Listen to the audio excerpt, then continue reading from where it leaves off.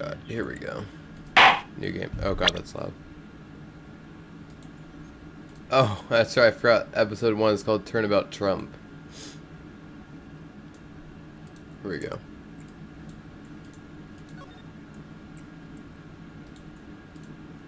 Episode 1, Turnabout Trump.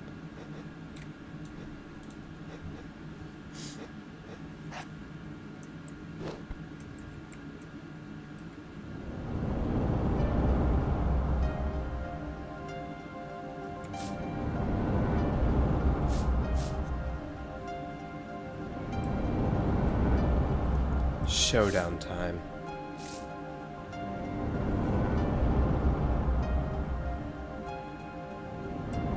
You lose. Oh! Ah!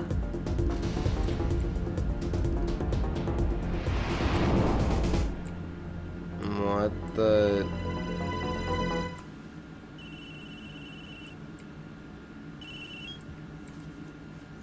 I seem to be in a bit of trouble. Something like that. Dead. Someone hit him hard. Me? Please. The cops should be here any minute. I'm in your hands. Should it come to that.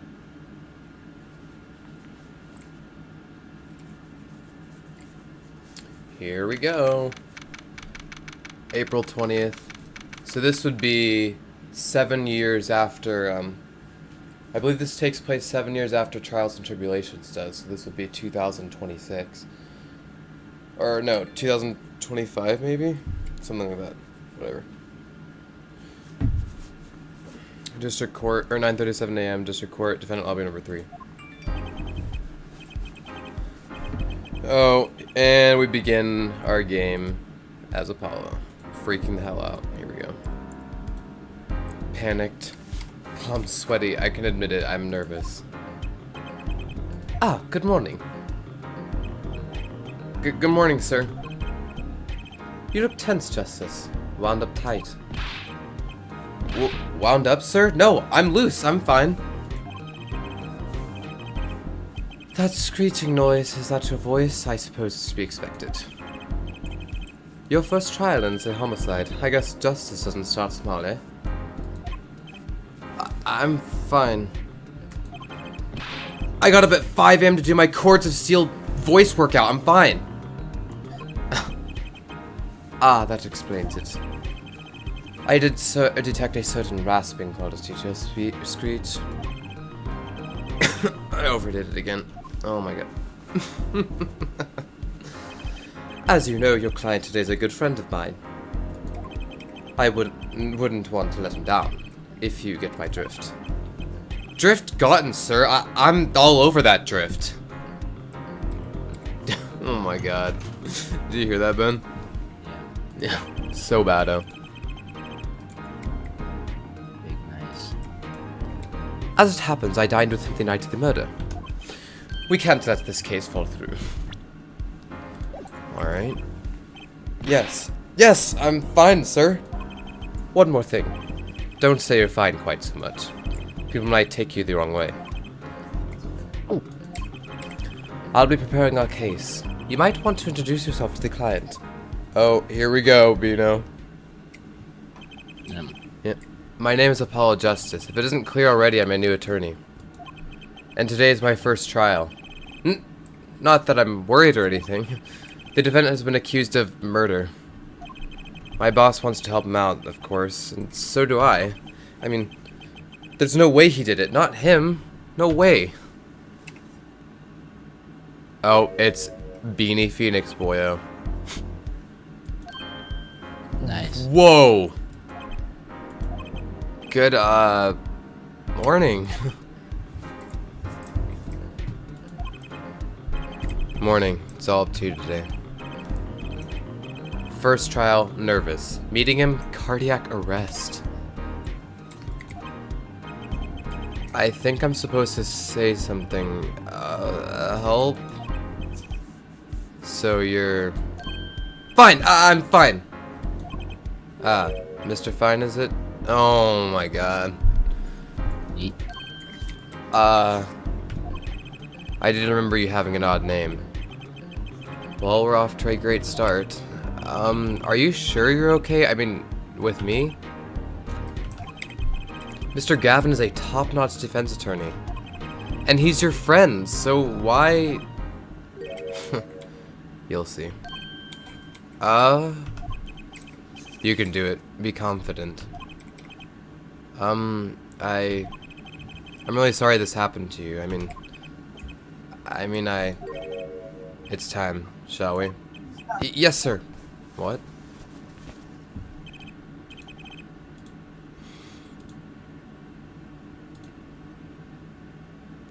Hello, Zero.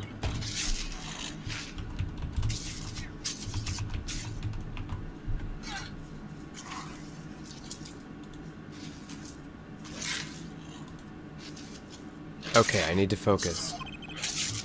First trial, here comes justice.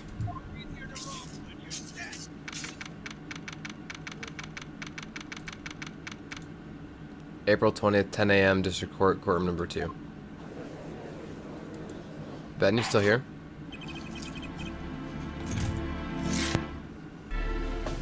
Okay. Yeah. The court is now in session. The prosecution is ready, Your Honor. The defense is, fine. Ready, Your Honor. Mine going blank. Don't panic. Too late. Your name was Mr. Justice? Oh god, here we go. And this is your first trial? Yes, Your Honor, but I'm fine, really. Are you quite sure? Your voice sounds a bit strained. Mr. Gavin? Yes, Your Honor. I was under the impression that you would be heading up this case. That was my intention, yes. However, a defense attorney must always accede to his client's wishes. And my client specifically requested Mr. Justice. Well, of course he wants justice, but to entrust his case to this greenhorn? Why? Oh. I do not exaggerate when I say that you're the best defense attorney in town, Mr. Gavin. Okay, so Gavin's got trial experience, fine, but does he have cords of steel? No. Yeah. Then let's begin. The defendant may enter the courtroom. Edgy Phoenix on the witness stand, yeet. This is truly an unfortunate turn of events. I'm sorry we have to meet again under these circumstances. Long time no see, Mr. Wright. Let's put the past behind us, shall we? These days I'm merely Phoenix Wright, piano player. Mr. Wright, how could this have happened? I won't speak of it further then. If the prosecution will be so kind as to explain the charges, Mr. Payne. To think I saw you enter this room a fresh attorney, and now I'll see you leave in chains. Ah, Winston Payne, subtle as ever, I see. Oh. The crime occurred at the Borscht Bowl Club, a Russian restaurant. The defendant, Phoenix Wright, took the victim, a customer. God, Winston Payne looks so bad in this game. He has frickin' long gray hair that... He's bald on his top, but the sides of his hair, like, streamed... He looks like one of those willows from, like, a swamp. It's so bad. The defendant, Phoenix Wright, took the victim, a customer. And he hit him. Wham! On the head. Smack! Killed him cold. What? Killed him cold, apparently. A customer at the restaurant, you say? And the defendant, you say he was... The pianist for the club, it seems. Phoenix Wright, a pianist? What the flippy? This is the weapon that took the victim's life. A bottle of grape juice. Grape juice is apparently our defendant's drink of choice. The court accepts the deadly bottle as evidence. Deadly bottle added to the court record. Something to note, Justice. All evidence is filed in the court record. Oh, here we go. Make a practice of checking it out frequently. Yeah. Did you know that the court record exists? Yeah. Nice, thanks. Yeah, did you know that the court record is literally a thing that exists? Yeah, I did pass the bar. Just tap the button. Yeah. The court record. Right, I've heard of that. Oh, well, I guess there's a reason why we're getting explained to. Use the court record button to look at the evidence so far. I'm confident in your ability to handle this. Right, the court record button. Sounds like it's time for some hands-on action. Oh. So, the victim was a customer at this restaurant. But just who was this Shady Smith fellow? We believe he was a traveler, Your Honor. A traveler? According to his passport, he had been out of the country for a number of years. He had only returned to this country recently though his place of residence is unclear. And he had some sort of connection with the defendant? That too is unclear at present, Your Honor. We believe they first met at the Borscht Bowl Club on the night of the crime. If they'd only just met, then why murder? Perhaps the victim slighted the defendant's piano playing? Insults piano playing? Die. That's not that far off from most of the motivations in these games. Yeah, that's true. That doesn't appear to have been the case. Your C minor was kind of off. No! No, the motive had nothing to do with the defendant's lack of playing skill. At least not piano playing. I'll let this photo explain what I mean. As we can see, a game of poker was in progress at the scene of the crime. Wait a second! Isn't poker gambling? That's a crime in and of itself! Yeah, it's like, nah. Experienced judge realizes, like, indeed, it appears our defendant has fallen to become the basest sort of criminal. Objection! Objection! It is true that the defendant was engaged in a game of poker with the victim. Yet it was only that, a game, in the purest sense, a competition, Your Honor. A competition? Yes, a test of wits, a silent clash of passions. Only the cards, their backs wreathed in blue flame, know its final outcome. Come again? What the flippy are you talking about? The cards on the table had blue backs, Your Honor. I believe the defense was waxing poetic in an attempt to mystify those present and impress women. That would be our first order of business here, then. Yeah, it's like, nah. To find out more about this fatal game of cards. Huh.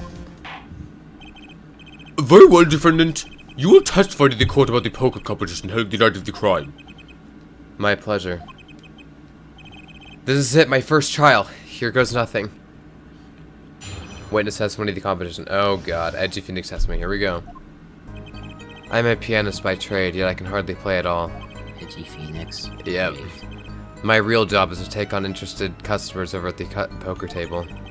The room where we play and the competition in there are the club's main attractions. The rules are simple. We play a game of poker using 2 decks of cards. That's all it is, a game. And our customers are happy.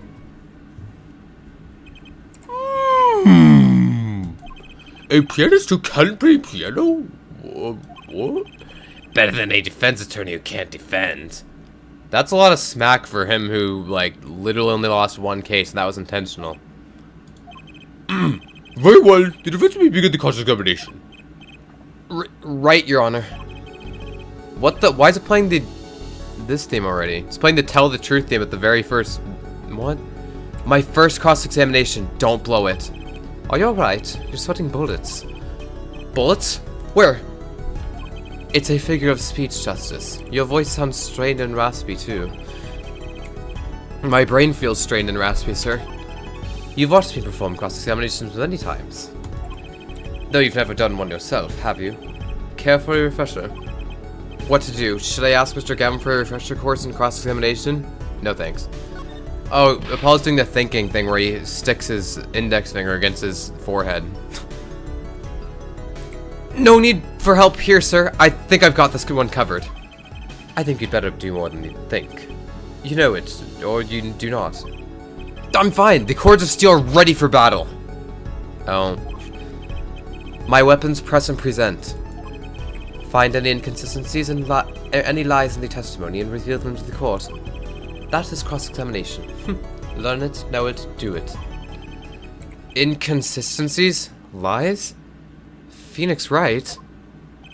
As if Phoenix Wright would never lie, and it's up to me to prove it. Here we go. The defense will begin the cross-examination. Cross-examination the competition. Here we go. Phoenix Wright would never lie. Dun, dun, dun. How did Dun- Phoenix Wright lie?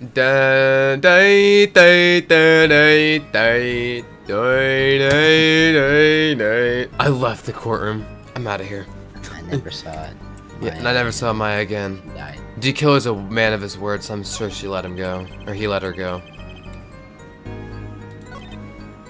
Let's see.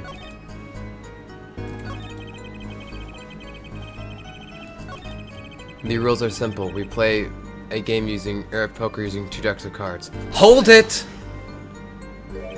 2 decks of cards? A simple measure to prevent cheating. If you alternate 2 decks, no one can slip in cards. There's something else I noticed. In addition to the cards on the table, there's some lying scattered on the floor. Precisely. Cards on the table, cards upon the floor. Each one forming a complete deck. A crime scene painted blue by a sad sweep of cards. It's poetic, really. No. Someone was murdered. How is it poetic? Incidentally, we use 2 types of cards at the club. One deck of cards is red, the other blue. As I recall, in poker you make 5-card hands. I can see how it would be easy to cheat. Yes, a game of hands.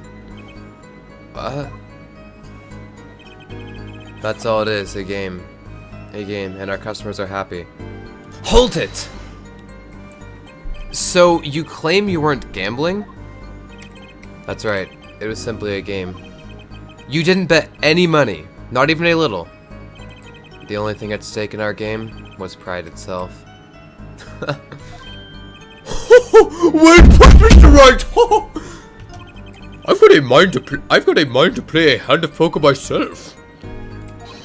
The stakes, your fate. What the? Yeah. Can we get back to the trial now? What the heck?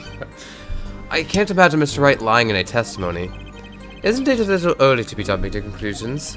This is your first cross-examination. Take it slow. If you need more information, don't forget to press. Right, I got it. I'm fine. Time to listen to that testimony again.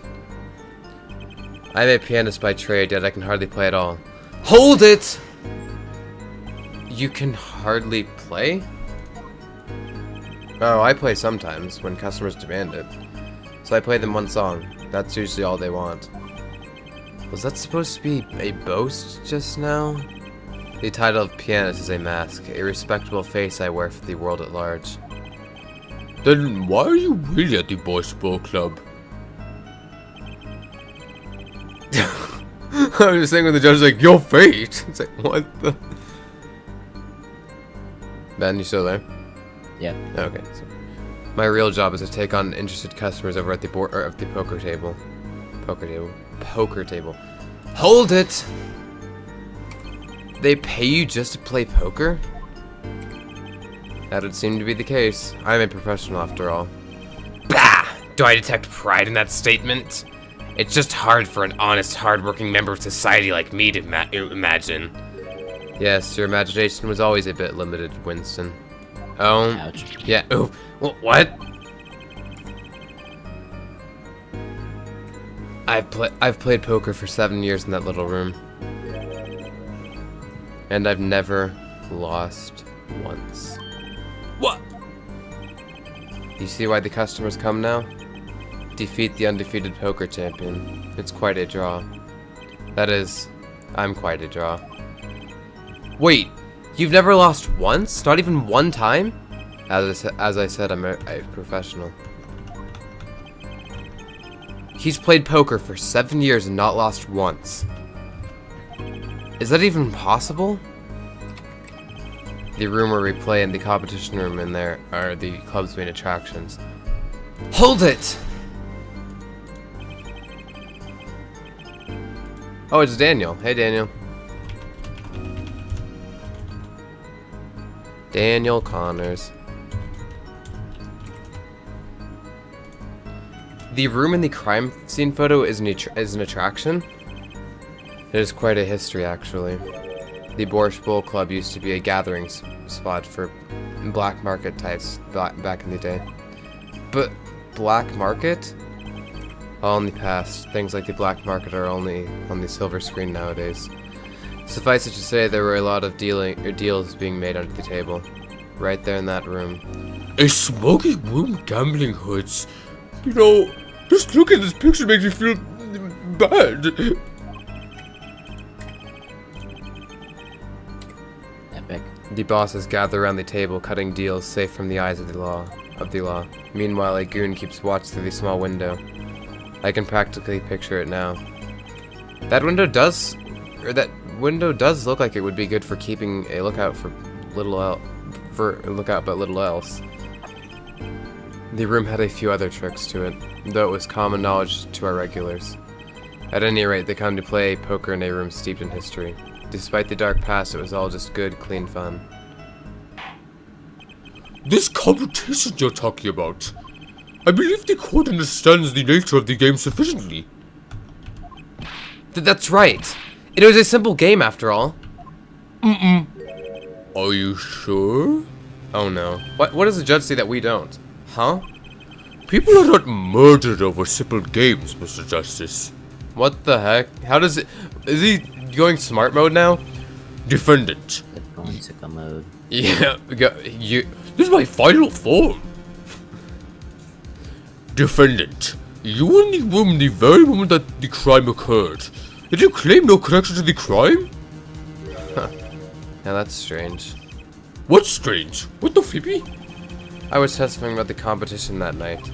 Asking about the crime at this point is against the rules, Your Honor. Of course, I expected to hear a cry of objection from the defense. I completely let that one slip by. Don't despair yet, Justice. Sir? Right. There's something I'd like made clear. Namely, your connection to the case at hand. And I'd like to hear it from you. Sure, why not? Very well. The defendant will amend his testimony. Just one little press, and I've got myself a whole new testimony. I plead silence regarding the murder, but I will say I never touched the murder weapon. But your fingerprints are on it. Objection! So you say you didn't touch the murder weapon? This grape juice bottle? Right?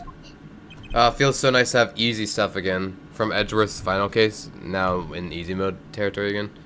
So I said. Something the matter, Mr. Justice?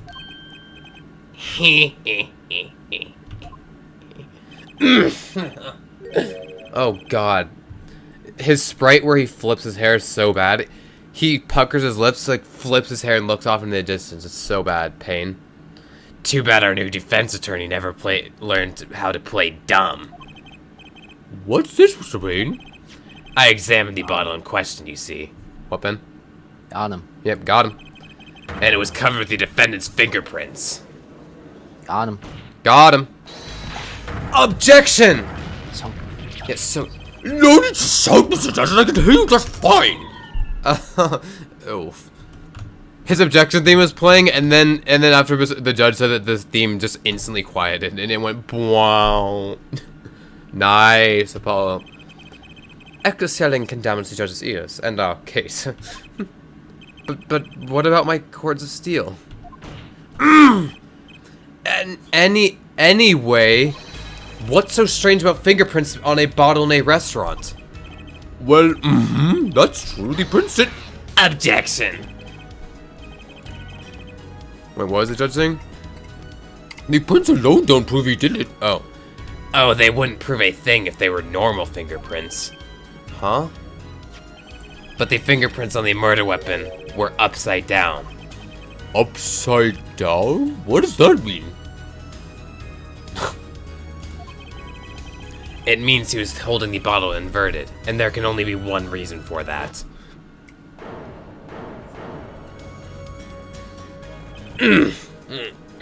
Yes. To brain someone with the bottle. the heck is going on with the audio?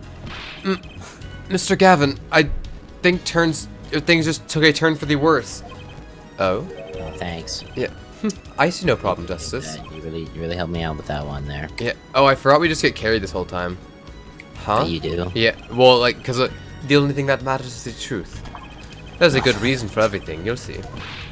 Defendant, can you explain your fingerprints on this body to the court? I stand by my plea of silence regarding the murder. For now. Not very cooperative, are you? This could hurt your case. I'm sure he's uncooperative because he's hiding something. There must be some reason. Objection! Your Honor, you seem to have forgotten something. And what might that be, Mr. Gavin? On the night of the crime, who was it that reported the... Who was it who reported the murder to the police? Reported? Well, that was the defendant, Mr. Wright. But still, that... Really? Yes, well, according to the case file, the murder was reported from near the scene by a call from the defendant's cell phone. Near the scene? Let's take a look at a diagram of the murder scene, shall we? The victim was murdered in a small room in a basement, 2 floors down from ground level. Of course, cell phones can't get reception so far down. The defendant used the stairs in this hallway to go above ground. The call came from the first floor of the restaurant. I see. And this is the phone that made the call? Right cell phone data, right cell phone added to the court record. The defendant could have just fled the scene of the crime if he so chose. Yet, he fulfilled his duty as a citizen and reported to the authorities. And you claim he is being uncooperative? Nice save, Mr. Gavin. I'd better not waste this. I think the prosecution has toyed with our client enough for the time being. Toyed, I assure you, no one is more serious about... What was it you said? The defendant was in the room at the very moment that the crime occurred? How can you possibly know this? That's a good question. How indeed? Oh. The answer is simple, Your Honor. The prosecution has a decisive witness. You're as good as they say you are. So someone else was in the room at the night of the crime. Yeah. That must mean they witnessed the crime. Everything up till now has been a warm-up, Justice. Are you ready? Oh. Yeah, we're literally doing nothing. Gavin and Phoenix are doing everything. Well, Phoenix is just trolling it. Very well. No, that's right. Huh? Phoenix is basically just trolling. Yeah, true. He's like, he doesn't want to help anyone, so jank. It's like, dude, what the heck? He's like, I don't know. I played silent. What? Phoenix, come on. Help. Yeah, help me. That one. Yeah, figure it out. Before young Phoenix, I'll expose the truth no matter what I have to do. Edgy Phoenix. Well, who's to say? No one knows. Very well. The prosecution. Very well. The prosecution may call its first witness to stand. Let's see. Oh, that's right. It's this timid Russian chick. The witness will state her name and profession. Hold on a moment. Where's the witness? I surmise that she has been frightened by the defense's demonic-looking horns. So I used a little hair gel. Relax, people. Have no fear. If any horns point in your direction, this court will cut them off. What? You are sure? I swear to Will McDowell. Please come out. Isn't violence against Harry a crime, Your Honor? Oh. What they... Well, if you are sure, it is okay.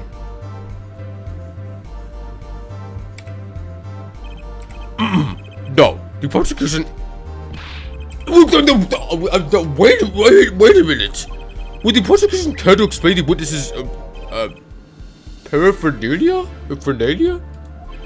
Yes. She's a professional, Your Honor. Those are merely the tools of her trade. So she just took a random picture of the judge as he was talking. He's like, What the flip just happened? And that would be... My name is Olga Oli. I'm employed as waitress in Borsburg Club restaurant.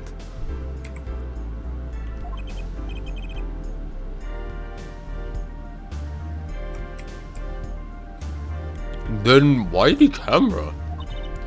Of course, it is my pride to serve borscht, that is naming restaurant. But I also perform, how it is said, other service. I take it one of these other services is taking the customer's pictures? Da. Like, for example, this one. That's the defendant?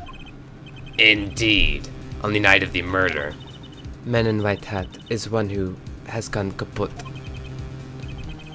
Indeed, that is the victim.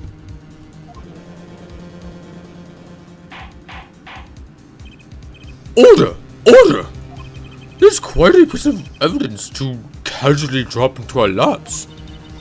It is same way as I drop cold bowls of borscht on laps of customers casually. The court will casually accept this new evidence. Olga's photo added to the court argument. Yep. Yoink! Now, witness, where were you at the time of the murder? I was in the room, the hideout we call it. Excuse me? The hideout? It is room where famous gangster bad guy was arrested. It's room where murder took place. What? Your look of utter surprise, it is lovely. I will post by courtroom door later for you. The photos will be numbered and you will write which ones you want copy of. So there were 3 people in the room at the time of the crime. The victim, Shady Smith, Mr. Wright, and Olga Orley, our witness. And if Mr. Wright isn't the killer, that means... Very well, witness. You testified in the court about that night's events. When's testimony that fateful night? That night, customer asked me to deal cards for game. It was cold, both players played with hats on. The victim, he plays whole time with his hand on locket at his neck. Then, last 10 is done, but something terrible has happened. That man flew at victim and is strangling him to death.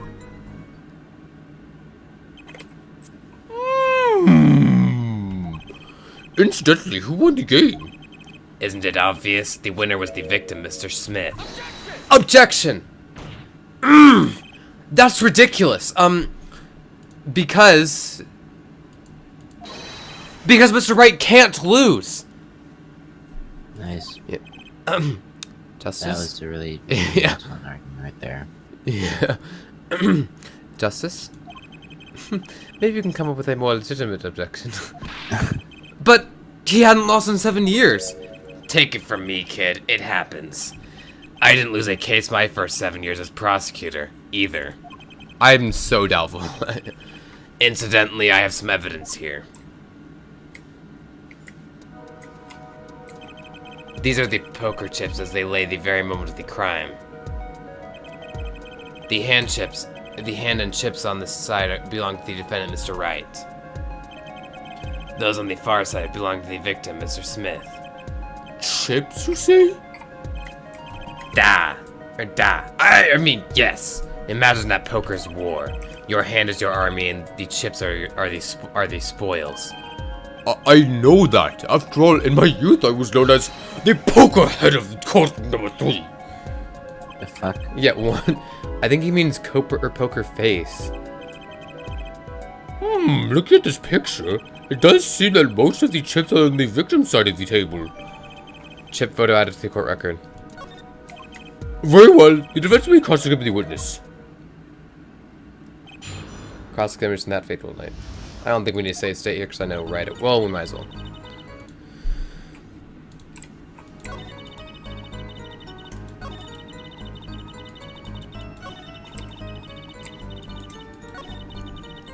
That man flew at victim and is strangling him to death.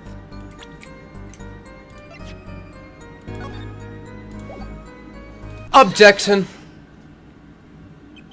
Oh, really? Oh, like Olga Orley? Like Orley, oh really? Nice. Nice pun game. Oh, really?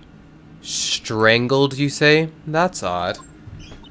Da, normal customers only choke on borscht. No, I mean this report shows that the victim died of a blow to the head. Miss Orley, really now? Did you witness the crime?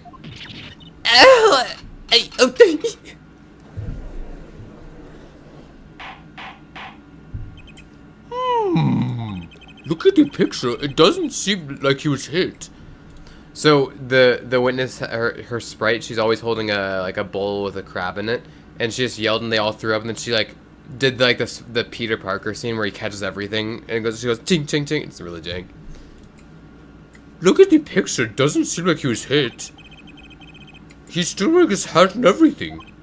Yet it is a fact that he was hit, Your Honor.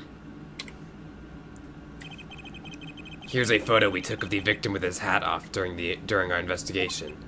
Well, that's quite shocking, isn't it? This head certainly was hit. He looks like Aang with that mark on him. Crime photo 2 out of the court record. But I have seen it happen. The defendant, he lunged at victim his neck. Oh really, Miss Orley? I think I've caught you in your own lie this time. Justice, I admire your enthusiasm, but perhaps you should think this through once more. What do you mean? I found a contradiction. There's one thing in her testimony that troubles me. Very well. Very well. It seems we should continue the cross-examination. There's such a thing as thinking too much. This horse is dead. Let's stop beating it. There's such a thing as thinking aloud too much, too. Oof. I think Gavin is the first character to like openly tell us that he can read our mind. Yeah, got him. Oh, so now that okay, so the contradiction we just pointed out means nothing? What? Okay.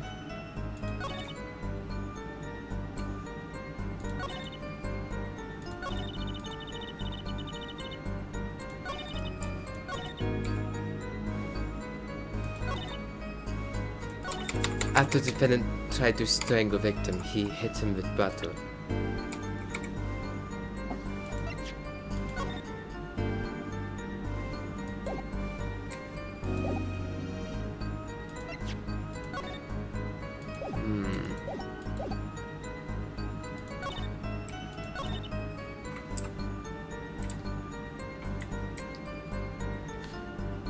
The victim, he plays whole time with his hand on a locket at his neck.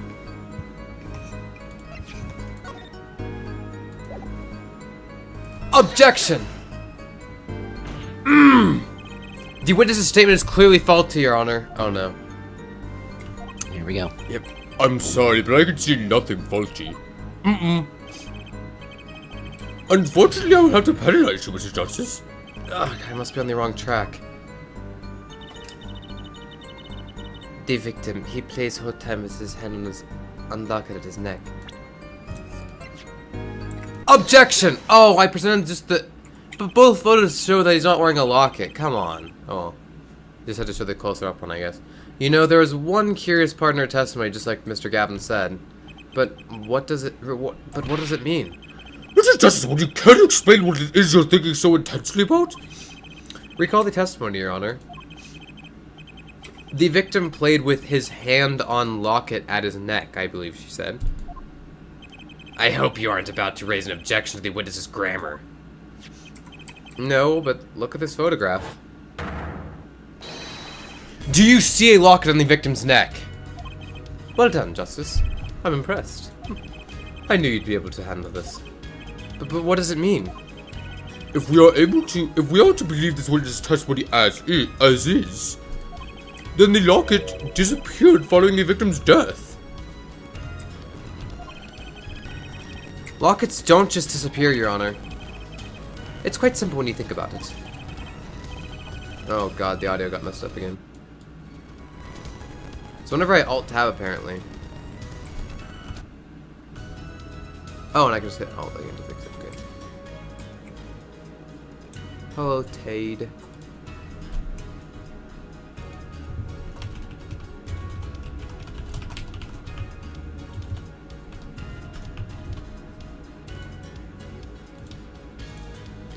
If the locket is gone, someone must have taken it off, no? Taken it off. Wait, you don't mean the defendant wasn't strangling the victim at all. He was taking off his locket. Wouldn't that explain it? Oh!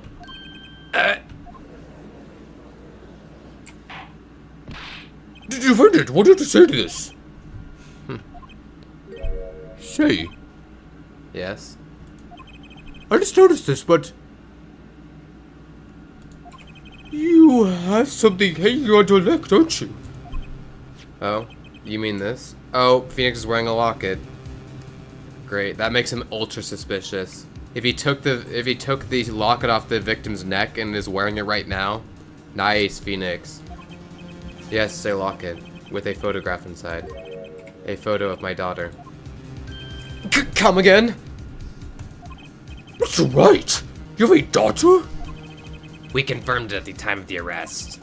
The picture in the locket is indeed Mr. Wright's daughter. So Mr. Wright has a locket too? Why don't I buy that this is just a coincidence?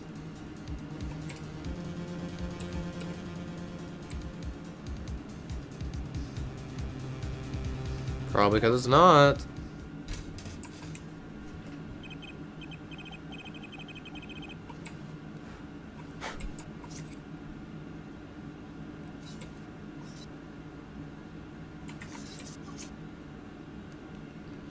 Well now, if the results of this poker game led to the murder...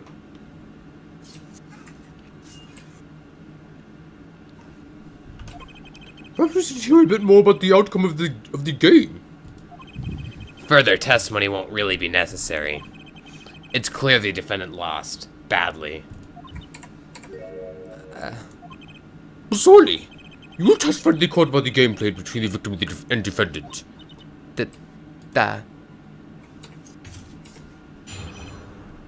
Witness testimony, serious competition. The game began with 3,500 points in chips for each man. House chips come in two sizes, small and large. The one who was winning, it was victim. For last hand, defendant play with all chips on table and lose. The moment loss was decided, defendant grabs bottle from table and... Indeed, look at this picture. It does seem to be a one-sided game. As the court knows, poker was the defendant's life. Failure must have been a bitter pill to swallow. How many times have I heard these words? I done it in a fit of anger, your honor, and now I regret what I done. A common tale but true. Methinks the judge watches too many old court movies. Oof. Oof, yeah. Mr. Wright said he hasn't lost in 7 years, so this testimony must be wrong. You can't bank the whole fact on that, though. Like, cross-examination, serious competition.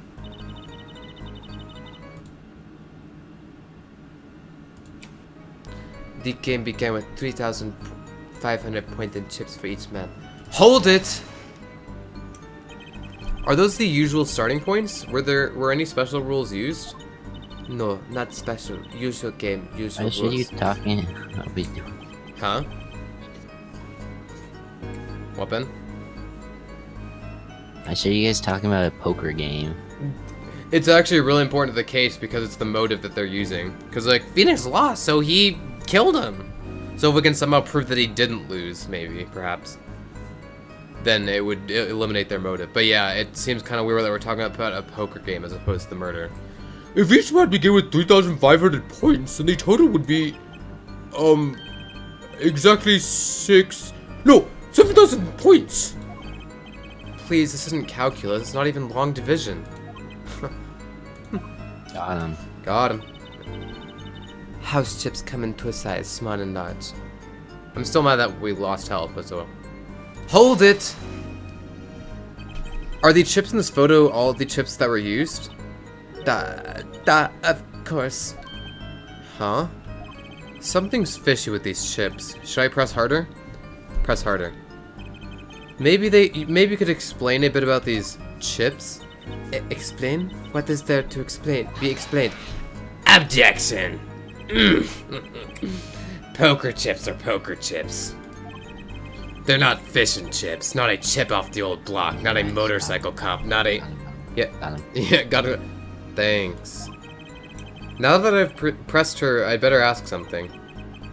What are these chips worth? Are they in dollars or rubles or even? What?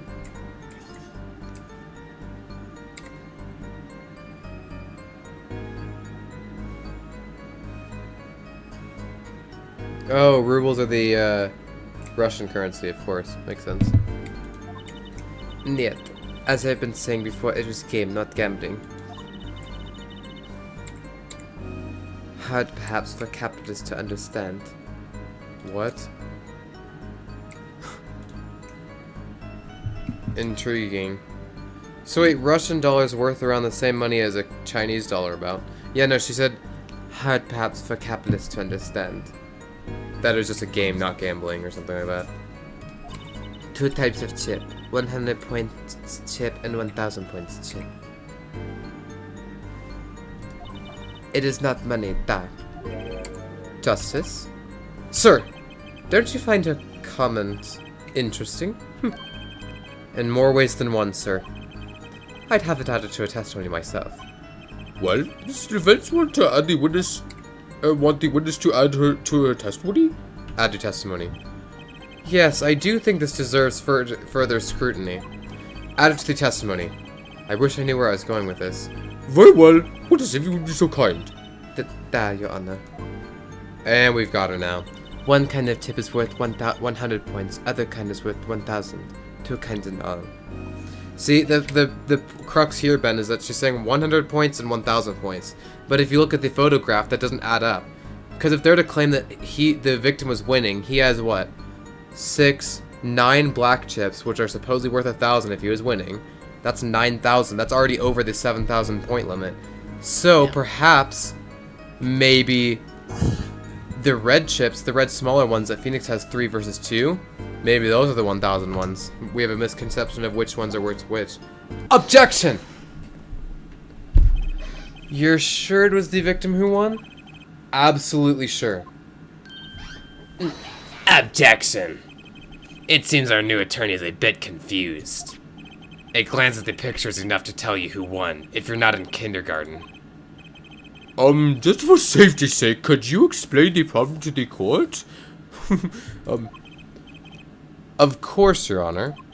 In this photo, I see small chips and I see large chips. Tell me, which were worth 1,000 points? Why, the big ones, of course. Duh. Oh, I thought so too, but then the totals don't add up. The totals? Mm-hmm. Let's review what the witness told us. Each man started with 3,500 points in chips.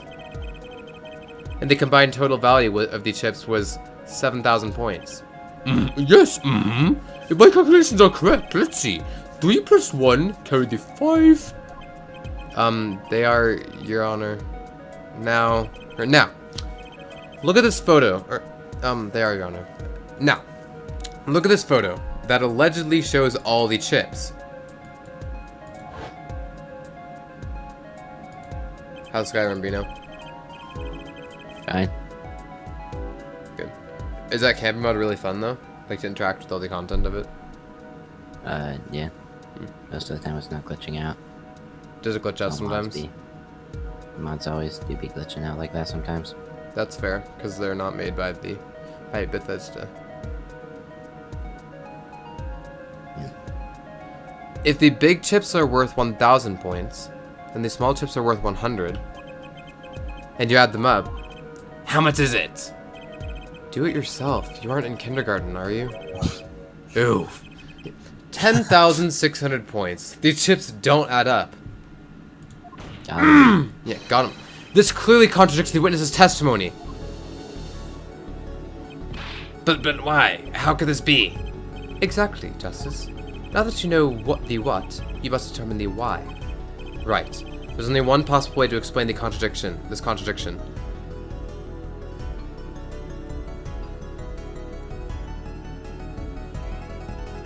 Both were right. Each man began the game with 3,500 points. If all the chips are indeed shown in this photograph, then there can be only one answer. Well, what is it? The value of the chips was the other way around. What? Mm-hmm. Want to know what I think? These small chips were worth 1,000 points, not the big ones. Madness! Utter madness! So we can photograph these chips again. Let's see. There are 6 small chips and 10 large chips. Why, that does make 7,000 points when you add them up. Excellent work, Justice. It's almost as though you figured it out by yourself. Well, I'm just glad I was the one who said it. Objection! But wait! The value of the chips may be different, but that changes nothing! Indeed, the victim did have the large number of chips still. Oh! Mm-hmm, exactly. If the small chips are worth 1,000 points and the large chips are 100, let's do a little math. Add up the points for each side of the table. The victim, Mr. Smith, had 2,900 points, and the defendant had 4,100 points. Well now, it seems that Mr. Wright was winning that night after all.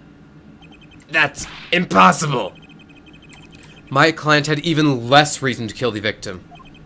After all, he was winning! Yeah! Now, Nice. Miss Orley. Yeah, it's like, nice, Dudo. You must have known the true value of the chips, since you were at the scene of the crime. Weren't you?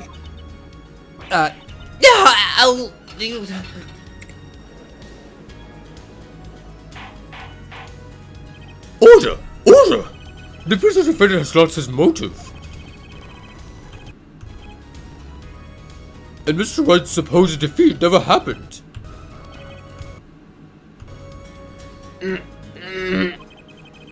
We must now ask ourselves whether we can trust... What?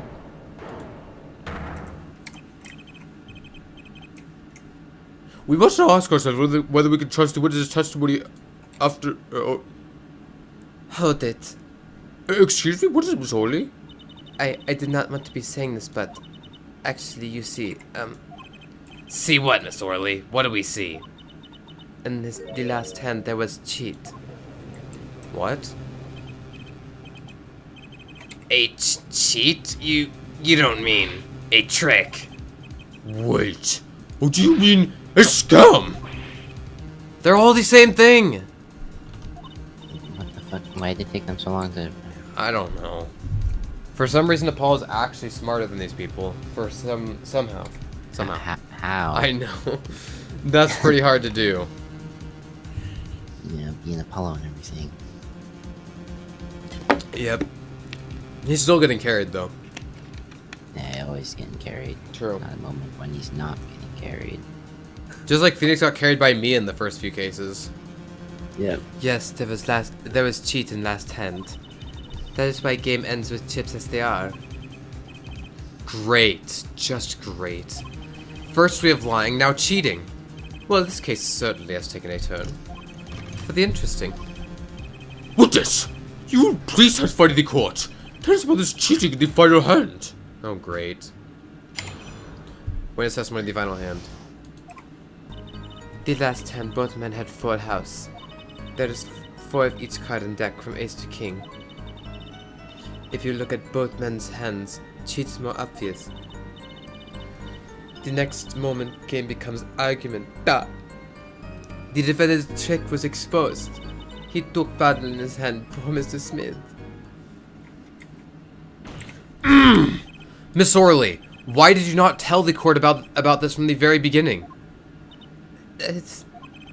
I thought I smelled a cover up here. I thought he was gonna say a rat. Dang it. Well, folks, it's time to throw back the covers. A full house is a very high-scoring hand. Not easy to make in my experience. That alone is enough to suspect less than scrupulous tactics. Mr. Gavin? What's a full house? Lawyers these days, you don't know your poker? I can't say this bodes well for your case or career. What? Not knowing about poker has nothing to do with being an attorney. What? You hear this, Ben? Yep. The judge's like, your career will go south if you don't know about poker. What?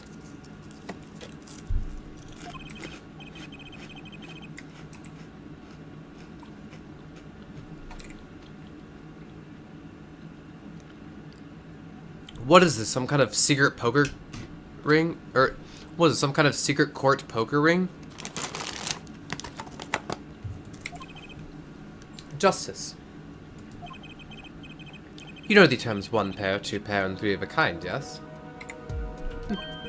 Yeah, no problem. 2 cards of the same number makes a pair, and 3 makes 3 of a kind. Good.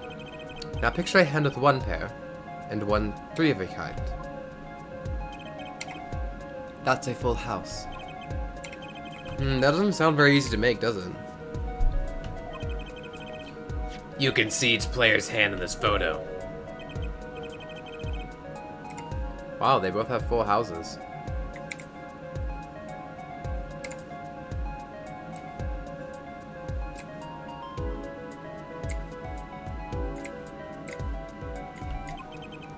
We forget there's an easy way to make a full house and go undefeated for 7 years.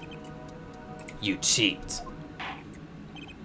The defense will be custom the witness. If he did cheat in the last hand, that still leaves one important question. Mr. Wright lost that hand. Who's ever heard of a professional con man losing when they cheat? That is a good point. Cross-examination, the final hand.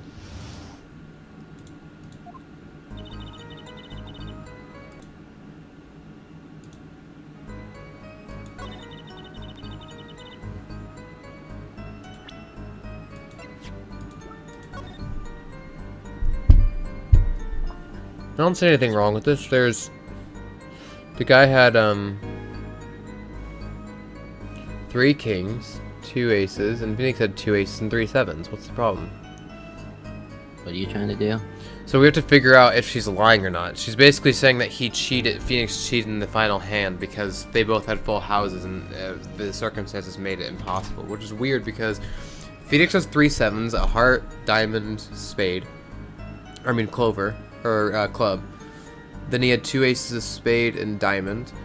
The victim had 2 aces of heart and club. So that's covered all the bases of the aces. So that doesn't mean he's cheating. Huh. Let's see what she has to say. If you look at both men's hands, cheat is more obvious. Hold it! How is it clear? Well, the defendant, he played a 5th ace. Oh, that's why. A 5th ace? I still remember both hands very well.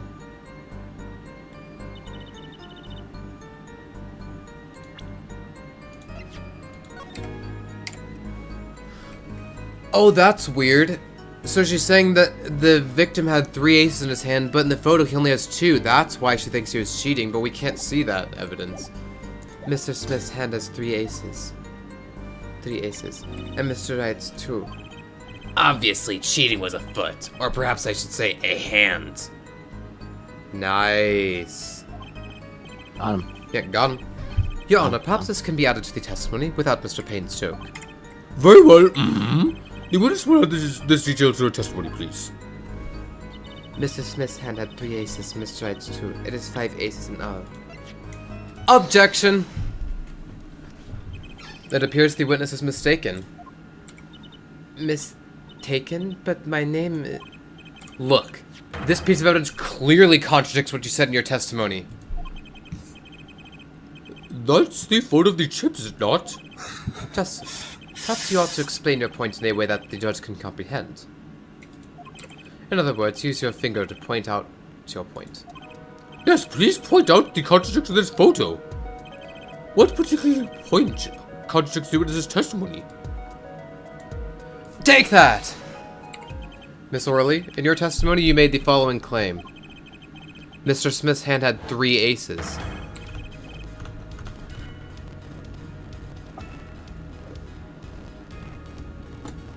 Has 3 aces.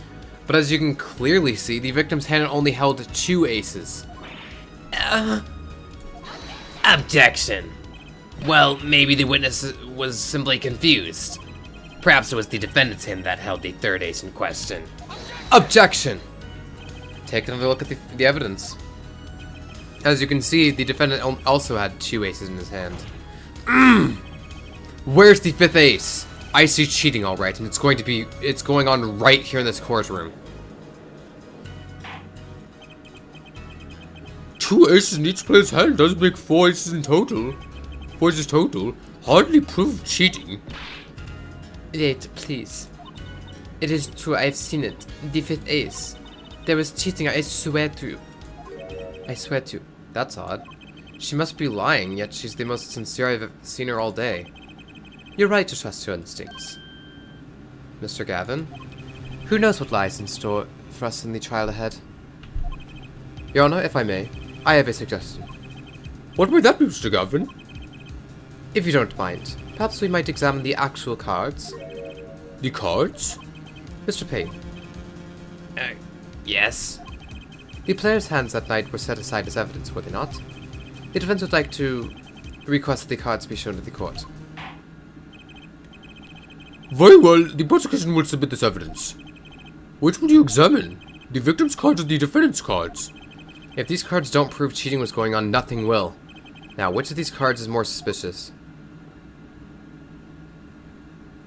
View victim's hand. It was the victim's hand that changed over the course of the witness's testimony. The defense requests to examine Mr. Smith's cards. Very well, Mr. Payne, if you would. Very well. Received evidence, victim's hand. Well, time's a wasting. Get to it, Justice. Yes, sir. When examining evidence, be sure to view it from all sides and angles. Try using the dials on the evidence viewer. That should give you a better perspective on the case. Okay, let's do this. Oh. What? Your Honor, look at this. One of the victim's cards, the back is a different color. How did they not notice that before? What the heck? That's impossible. But I put that card in Wright's hand. Oh, did you hear that, Ben? What? So there's red cards throughout, and then one of the hands, or the victim's hand had one blue card, and they're like, "What the flippy?" And then the witness is like, "But I meant to put that in Wright's hand. I swear. I mean, It's like, oh, nice. What sort of slip up is that? You stupid. Yeah. It's like, what was that, Miss Wardy? Yep, here we go. What was that, Miss Wardy? No, yeah, I merely said, that I have Your Honor. Mr. Gavin, yes? Tell me, what is the easiest way to cheat at poker? To cheat? I'll tell you. One merely needs a friend. A comrade, shall we say. Yep. The dealer. Yep, and she just incriminated herself. Nice. Why would you say, I meant to put that in? What the fuck was that? Oh! Wait, so you mean this witness, Miss Orley, she's the cheater, a professional, I'd wager. Yeah! Ew! What a nooblet! What the hell? What a how bad at your job can you be? Order! Order! Focus, Justice. Time to take advantage of her. Of her mistake. Nice, Abel. What the fuck? Yeah, he's like, time to take advantage of her. I mean her mistake. Nah. What the wait, what the fuck? I know, Phoenix did that a lot in his mind too. He's like, time to see her naked or whatever. I mean, it's like, what the? Your Honor. What the hell? Yeah, it's so, Jake. Please recall the testimony we just heard. That's impossible, but I put that card in Wright's hand. Ergo, Miss Olga Orley conspired to cheat, not with my client, but with the victim, Mr. Shady Smith. Oh, it's playing the pursuit theme. Oh! Not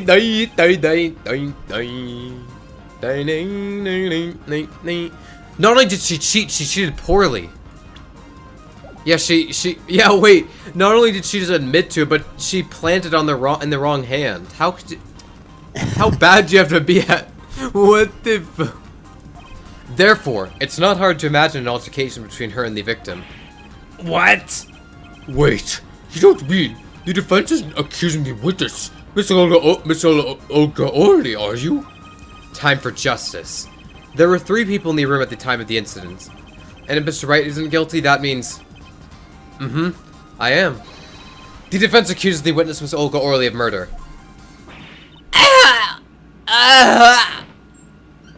Oh. And she just fell backwards on the ground, yep. She's so bad, what the heck? Mr. Payne, where's your witness, Miss Olga Orley? It appears she has lost consciousness, Your Honor. Oh. Mr. Justice? Your Honor. It seems you've presented a new possibility to the court. One suggesting a connection between the witness and the victim, Mr. Smith. And that means... This court cannot pronounce a verdict for the defendant at this time. What? I did it. I held out. I see no point in prolonging the trial this day. The prosecution will need to make further inquiries. Objection. Huh. Mr. Wright? You can't end the trial here, Your Honor. No. Yep. Not yet. Yep. Yeah. What nonsense is the defendant spewing now? Play suspense scene. Think. One of the cards had a different colored back. Don't you wonder what it means? Objection. What are you doing, Mr. Wright? Yeah. Raising objections right when you're about to get off the hook? Ridiculous. Mr. Payne, you of all people should know, Mr. White has a talent for the ridiculous. Oh. Perhaps we should get to the bottom of things. Let's clear up the facts about the game that fateful night. As was said before, we alternated between 2 decks of cards that night. That was said before. The 2 decks... That was said before. The 2 decks at the club have different colored backs, blue and red. 1 color per deck. Why use different colored backs? If we use the same color, the 2 decks might get mixed. You used different colors and they still got mixed up. we used the red for the last game. I see, but that's odd. For some reason, I have this impression that you were using the blue cards. Yeah, me too. I'm sure someone said something about blue cards. Whatever. In the end, 1 card of the wrong color got into the mix. Which means there was cheating. Yes, a card slipped into the deck would seem to indicate cheating. Yet this card raises 2 serious questions. Apollo? Yes? Let's consider the first question, shall we? Think. In the last game, when was the card swapped? When? There are 3 broad possibilities here. It could have been swapped before the murder, during the murder, or after the murder. Well, yeah, thanks for the news bulletin, Mr. Wright. Of course it was swap. Oh? It might be as simple as you think, Mr. Payne, or it might not be. I'd like to hear what Apollo thinks first. Oh, it's the baby time. When do you think the cards were swapped? Yep. When was the card swapped into the deck? Oh, and this doesn't have a health bar, so we can just keep trying no matter what. Let's see. When was the card swapped into the deck? Before, during, or after the murder? Let's see. Perhaps after the murder. Perhaps it happened after the murder? Objection.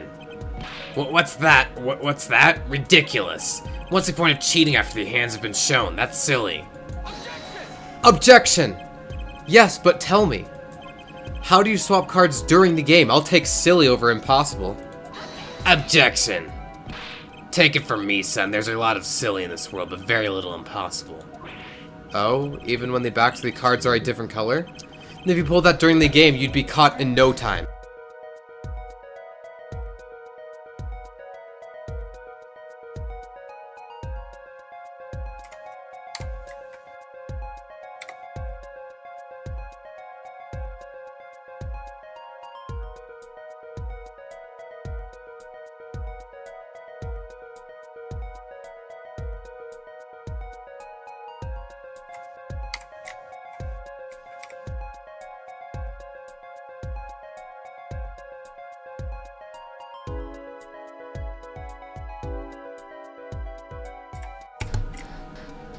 Okay, back to there.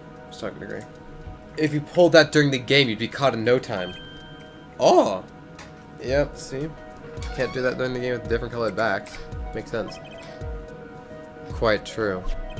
That would mean that the blue card in question was swapped after the hands were shown, after the murder. Objection.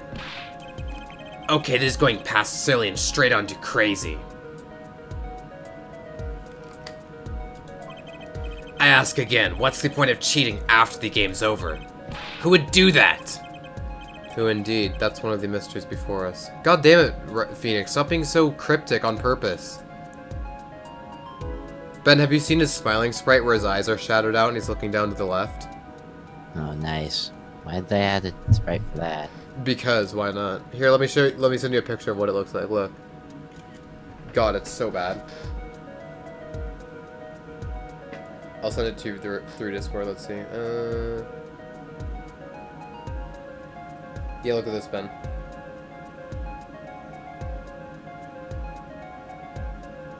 Nice. Yeah, it's like, what the... Frickin' edgy Phoenix. Edgy Phoenix. So good.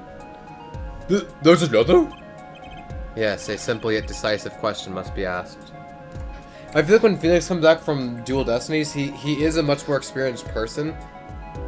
But he's also still like a reincarnation of young Phoenix too, though.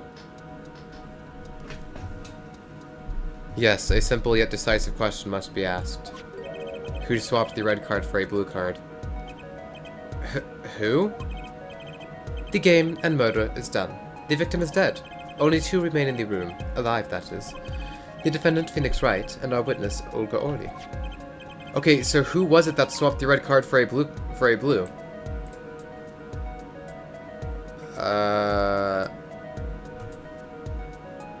Olga Orly, maybe? Why, it must have been Olga Orly who swapped the cards. She was trying to cover up evidence for the cheating. That does seem to make some sense. Hold it. Sorry. But there's a problem with that explanation. Huh? The swapped card was from the wrong deck. Yes, a blue card was stuck into a red hand. Mixing a card from the wrong deck when the backs are different colors? Remember that you're talking about Olga Orly. She was the dealer. Do you really think she would make such a novice mistake? Actually, I have trouble imagining even the judge making that mistake. Oh yeah, that makes sense. Oof. Give it a little more thought, Apollo. Right. Okay, so who was it that swapped the red card for a blue? Someone else. The one who swapped the cards wasn't Mr. Wright, of course. And, well, that doesn't seem like it could have been Olga Orly either. Well, what are you suggesting? That's hardly a logical conclusion, I'll admit. As the defense, I think it only makes sense for you to name Miss Orly at this point. Yes, I know. But she was the one who dealt the cards, right? I just can't believe she would make the mistake of swapping the wrong color card. And if the card was swapped during the game, it'd be obvious. Something you'd like to say with the card, Mr. Wright? Oh, my apologies, Your Honor. I was just thinking how much fun all this is. Objection. Fun? How about confusing? I have no idea what the defense is claiming, Your Honor. If the one who swapped the card wasn't the defendant, and it wasn't Miss Orly, then who was it? Yeah, well, that is the question, isn't it? Precisely. Huh? I believe we're about to see this case take a new direction. Oh, suspense seems skewed. Yeah. A new direction? What the flippy is going on here? We'll find that indeed after the murder. Someone swapped one of the cards in the victim's hand. And that someone made two critical mistakes. I'm sure you're going to tell us that the first was swapping the wrong color card. Because the one who did the swap didn't know two colors of cards were being used.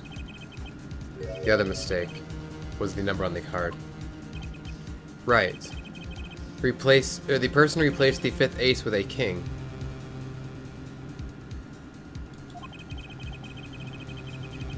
I'm sure whoever swapped it wasn't expecting there to be a fifth ace after all. All they knew was that the game had been won with a full house. So they picked up a king from the table and swapped it in. Objection. But there's one problem. According to our case record, this person doesn't exist. True, not until now, but you have to admit the possibility of a fourth person. Though it's more than a possibility. There was someone else there that night at the scene of the crime. What? I believe the judge spoke truthfully earlier.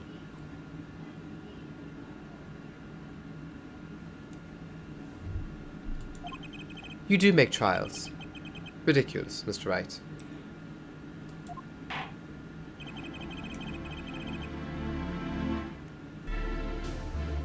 This trial is proceeded on one central assumption. Namely, that at the time of the incident, there were only 3 people in that room. I believe this new evidence, shall we say, overturns that assumption.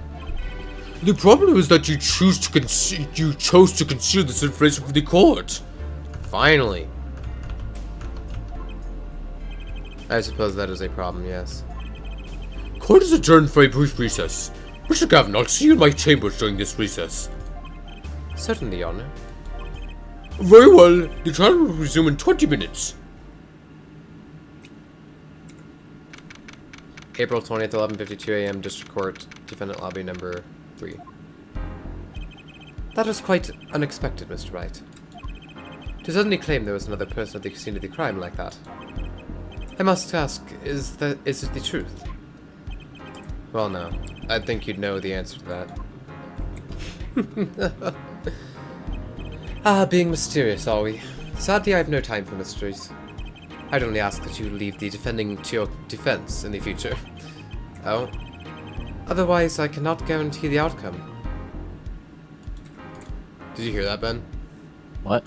Oh, hey, Portland. Welcome back. Sorry, I was intending to stream on Friday, but there was this, and Saturday, but I was just a little busy, so we're starting to.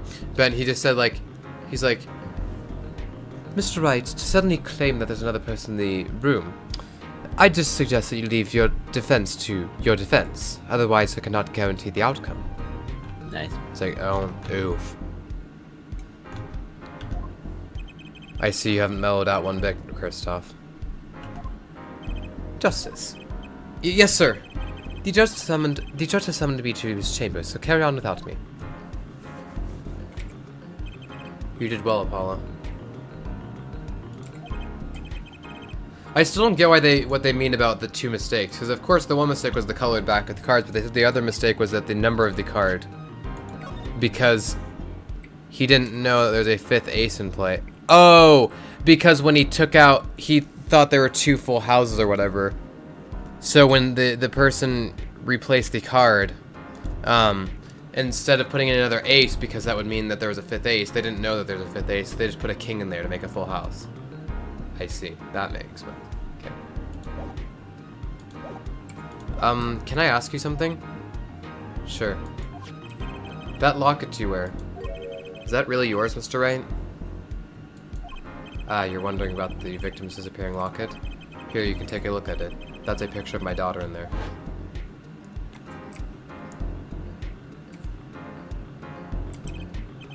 I'm just surprised to hear you had a daughter. Most people are. Perhaps I'll meet her one of these days. One more question. The one who cheated that night, was it you? Oh, here we go, Bino. Was Phoenix the one who cheated? Let's hear. What's he doing? We're asking if Phoenix was the one who cheated, personally. We're like, one more question. Were you the one who cheated that night? And the music goes silent. What do you think? Huh? You know what happened 7 years ago, what I did. It's not unreasonable for you to think I might cheat. I never, honest, but it is odd that he managed to go undefeated for 7 whole years. Want to know something? There's only one game where you can be dealt bad cards all night and still win. Poker. You see, poker's all about reading your opponent. In that way, it's a lot like a court case.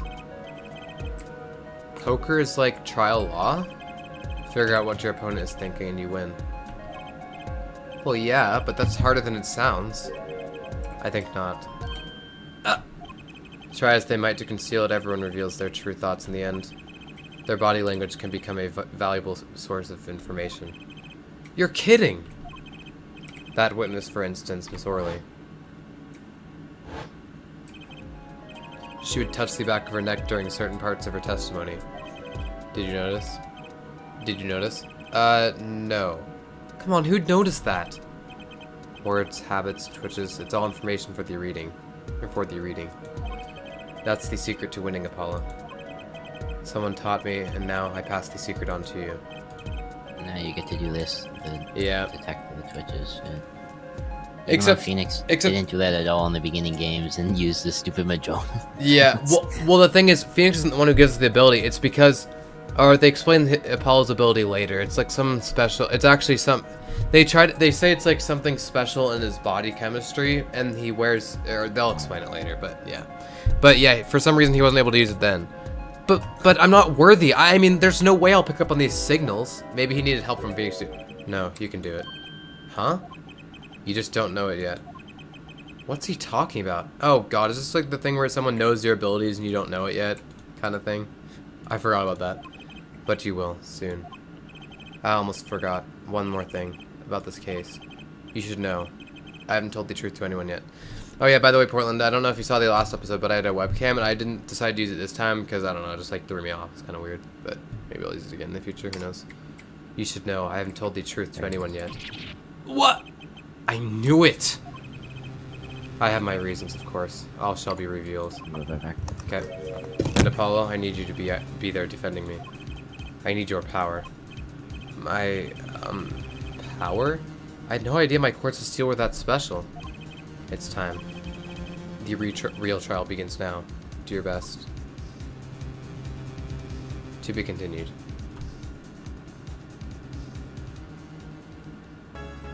Save? Yes, let's save.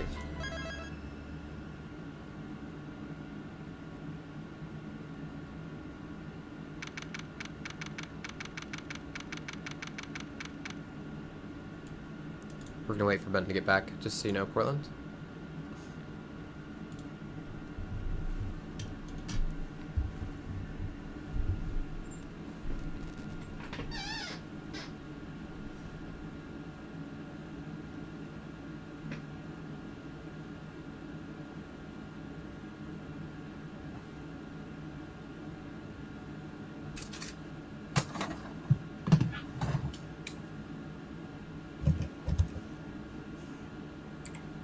Welcome back, Ben.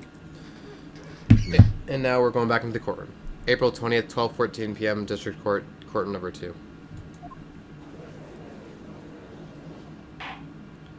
Court will now reconvene. Has our witness, Miss Olga Orley, recovered? Yes, Your Honor. Well, she's regained consciousness. Perhaps we can hear her version of the events again. That's the thing. You see, she's quite fatigued. You're looking a bit fatigued yourself, Mr. Payne. Sadly, fatigue is insufficient grounds for refusing to testify or prosecute. Oh. Savage. The defense would like to request that Miss Orley take the stand. Very well. The witness will take the stand. Perhaps you could repeat your name and profession. Or perhaps you'd rather admit that you're a poor liar and a poor loser. What the... Did you hear that, Ben?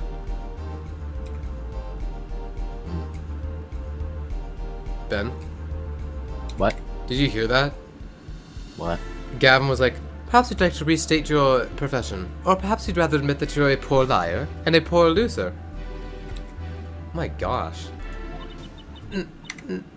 Yeah, not. Haha! Name's Olga Orley. That's the truth. I'm a pro dealer. Oh, whoops, hold on.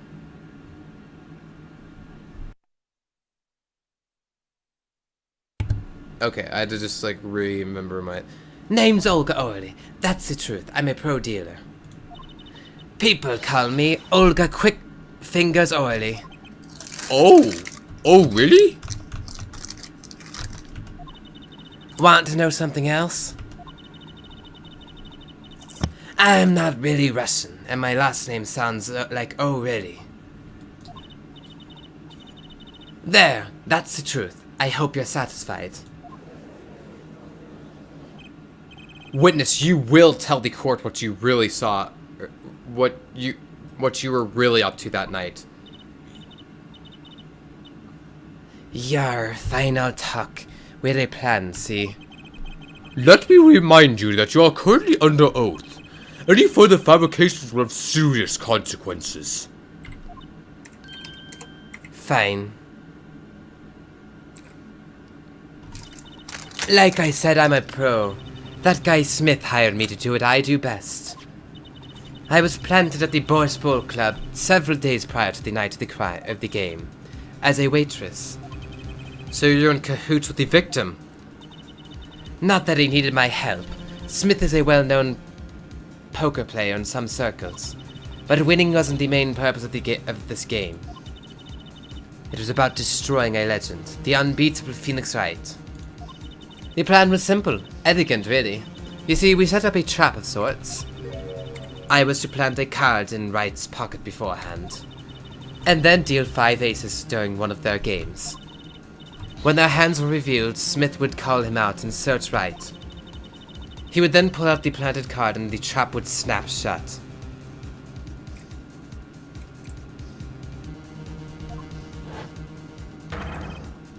You swapped the cards. Exposes a cheater and losing on top of it. It would have made a great double play. Great. So they'd set up Phoenix to lose, essentially. Yep. Yep. Just like that, the legend would be dashed to pieces. Indeed. Getting caught red-handed cheating would cast doubt on all his prior wins.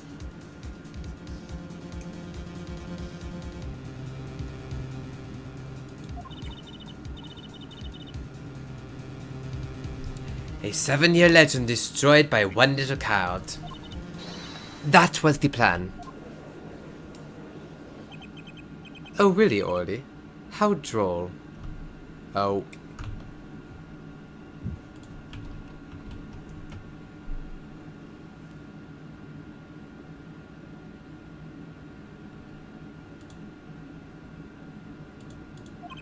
But it appears you made quite the mistake. A mistake? I agree, the trap was elegant. Yet what happened to that planted card? Hey, that's right! He's lucky, I'll give him that. You'd have to be slip free from a trap. Oh, wait, what? You'd have to be to slip free from a trap laid by Olga Quick Fingers Orly. Oh, really? The witness would be much cuter if she dispensed with the evil mastermind stick. Cute? Who wants to be cute? I'm not cute, I'm bad. You hear me? Bad. When you're through being bad, perhaps you could testify to the court? Tell us about this trap and how it was sprung. Witness testimony of the best laid traps.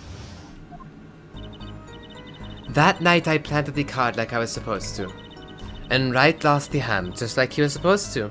Then Smith searched him. But the planted card was gone. The trap failed.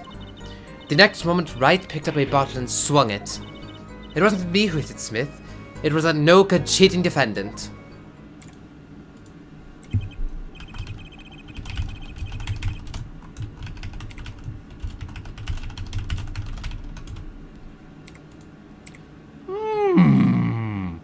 A surprisingly frank testimony that still leaves us mostly in the dark.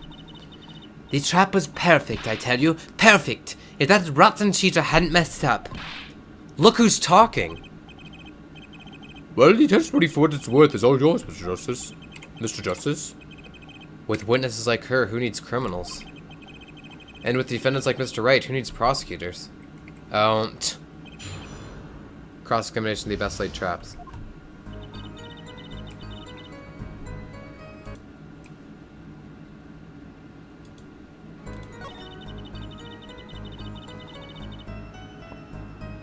And Wright lost the hand just like he was supposed to.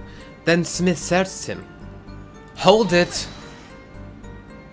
So everything went according to plan. Exactly.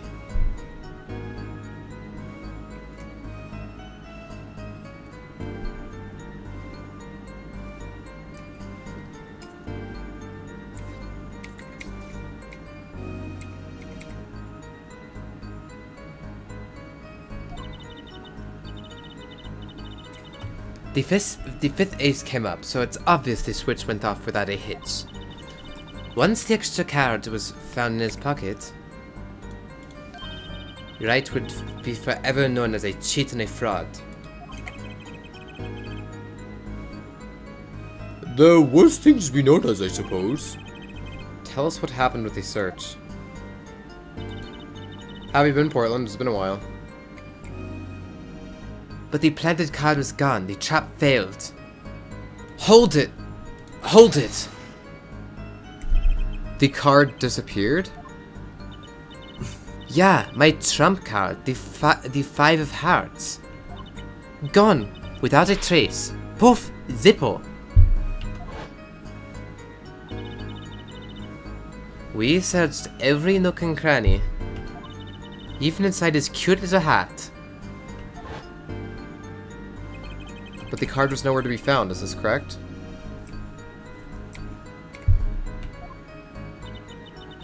Never in my long, storied career.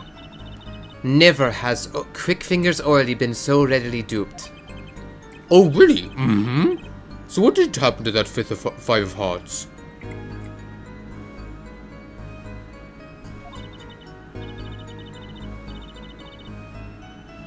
Don't look at me. Why don't you ask that cheating, lying, two-faced defendant? Oh. Oh. Okay.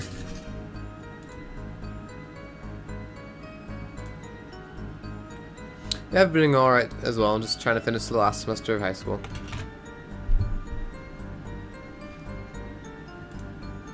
So the 5 of hearts is still missing in action. The next moment, Wright picked up a bottle and swung it. It wasn't me who hit Smith, it was that no-good cheating defendant. Hold it! Let me ask, how's your eyesight? Just who do you think you're talking to? They don't call me Quick Fingers for nothing. I'm a pro, which means my dealing's pro, and my eyesight is pro. Honestly, she'd have to be blind as a bat to miss something that's bad as... Honestly, she'd have to be blind as a bat to miss something in that small room. Yeah, but Mr. Wright didn't have a motive to hit the victim. Different personality, but the same testimony. I believe you have her where you want her, Justice. The circumstances have changed, yet her testimony has not. That means there's got to be a contradiction in there. Quite.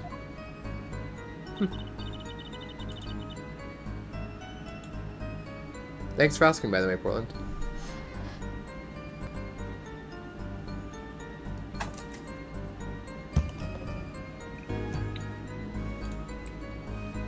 Welcome back, man. The next moment, Wright picked up a bottle and swung it. Hold it! Wait, isn't that a little odd? What's odd? You searched Mr. Wright thoroughly and found nothing. Which means he didn't cheat. Which means he had no reason to strike the victim. Well... Oh! What was that just now? I sensed something. Oh. Something wrong, Mr. Justice? No, nothing, Your Honor. What to do? Should I press her a little harder? Press harder. Miss Orley, you're hiding something. What are you talking about? You... Me? Quick Fingers Orley hiding something? Objection! The defense will refrain from baseless accusations. I have one question for the witness, then.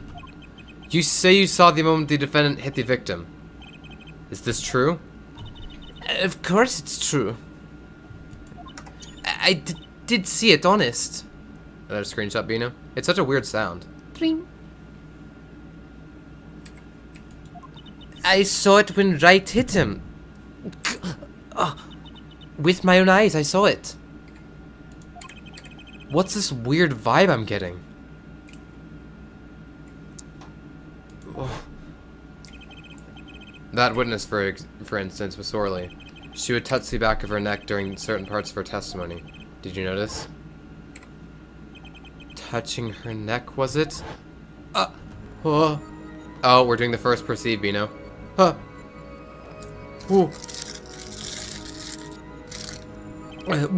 Whoa, what's going on?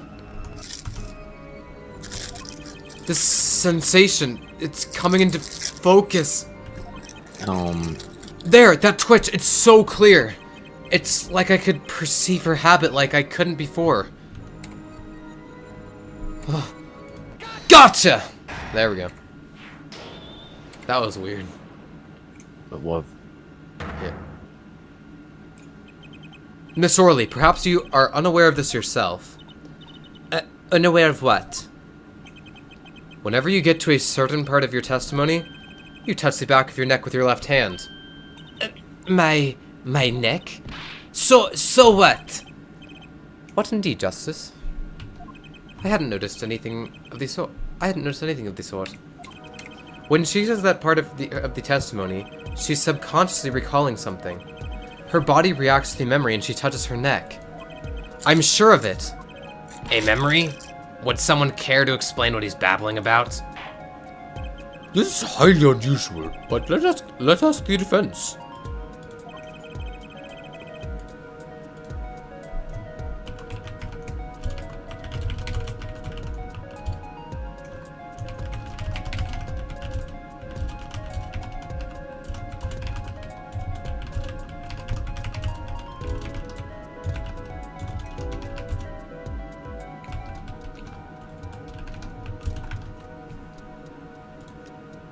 Yeah, Portland's really awesome. He's been watching every episode since, I believe, every live stream. It's pretty cool. You claim the witness is remembering something. Maybe you have evidence of this memory to show us? Her habit is scratching her neck whenever she talks about the moment of the crime. So, what did remind her most of the moment of the crime? Miss Orley, whenever you recall the crime that night, do you scratch your neck? I've noticed it happens when you think about the moment of the crime. There must be some reason behind this habit of yours. I believe the weapon that left an inerasable impression on your neck is this. Take that! Whenever she talks about the moment of the crime, she touches her neck. And what reminds us more of that moment than this bottle? The murder weapon. But something doesn't fit. If you were only the witness to the crime, why would that make you touch your neck like you're in pain? What's he talking about now? It was Mr. Smith, the victim, who was hit. Not you! Objection. This is a cross-examination, not a cross-wild conjecture. The witness's habits, they're completely irrelevant. Justice, I'll admit I'm a bit confused myself. This is certainly a unique cross-examination. I'll explain later, just trust me. Now's our only chance to break her. Miss Orley, please testify in detail about the moment of the crime. The very moment. Yet, I am knowing nothing.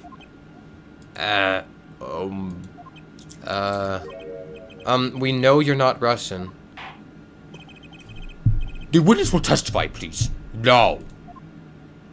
Huh. Fine. You're fine. He's the one who did it. I didn't let him out of my sight until the cops got there.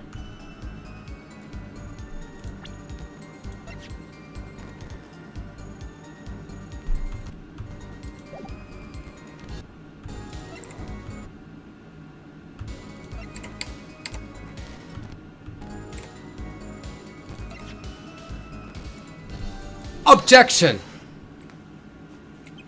Miss Orley, we have a record here that clearly contradicts what you said.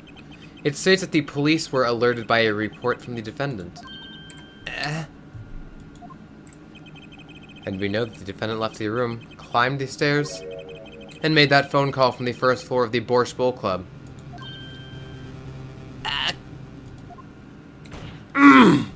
So explain how you kept your eyes on the defendant when he left the room entirely.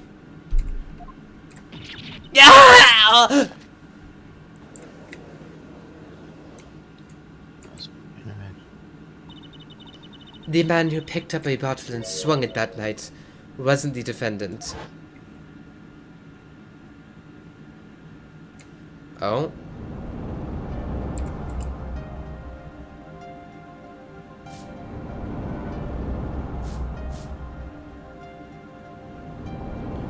Showdown time. You dirty cheat. You dirty cheat. Check his pockets now. It's gone. The card's gone. You lose. Yeah! Just then, Smith grabbed the bottle from next to it. And he hit me. You, some master of cheating you turned out to be. Ah! So she got smacked across the head by the victim, because she failed to do the cheat. When I came to... The victim was already dead, is that it? That's why I couldn't reveal who I really was. I'm glad to hear that, or see that you enjoy these streams.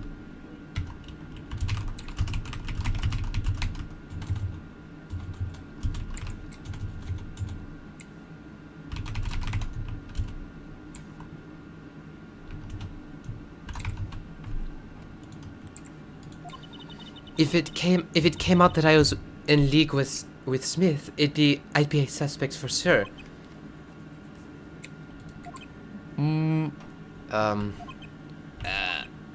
Well, where does this leave us? Madness. This is madness. I'm dreaming. It must have been me who was hit with a bottle and I'm imagining all of this. It appears our prosecution is at its wit's end, and frankly, I can't blame him. Mr. Gavin, what do you think about this turn of events? Mr. Gavin, sir? I believe that, as the defense in this case, we are compelled to call Miss Orley a big fat liar. Oh no. What? Three were in that room the night of the murder. The defendant, victim, and her. And she has a motive. I mean, he's not wrong. A motive? Her plot foiled. The witness got into an argument with her client and Mr. Smith. And the document of that argument was murder. What? I'm no killer. It's a trap. Someone's trying to frame me.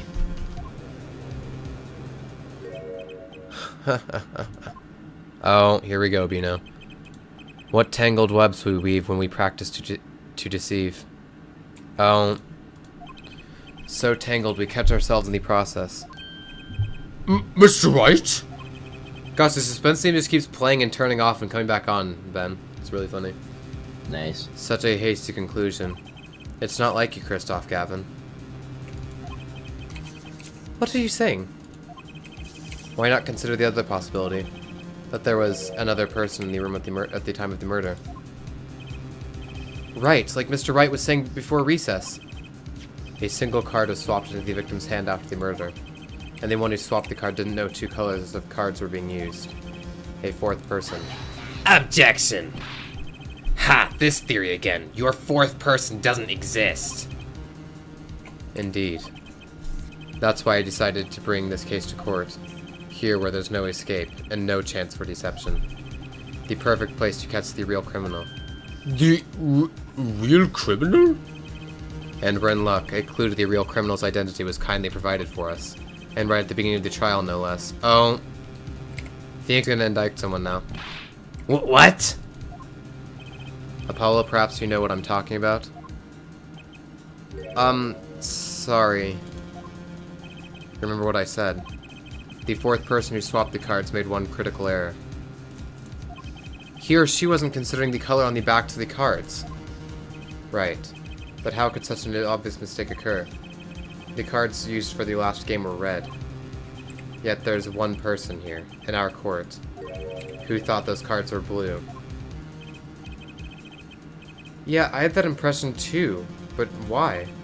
Well, Apollo, think you can figure out who it was? Oh, more baby time, Bino. Well, Apollo? Yeah, do you think you can figure out how it's like, It's not me, I swear! Who's this fourth person? Why do I always get put on the spot like this? Let's hear what the defense has to say. Who was it? Who thought the cards used in the final game were blue? Christoph Gavin was saying that, though. Take that! As I expected. Your eyes and ears are as sharp as your hair. Oh, it's playing the crisis theme. Yep. I was right? Christoph Gavin, you were the 4th person that night. But of course Mr. Gavin knows the color of the cards. How could he? Or how would he? As you can see, the photo of the crime scene is black and white.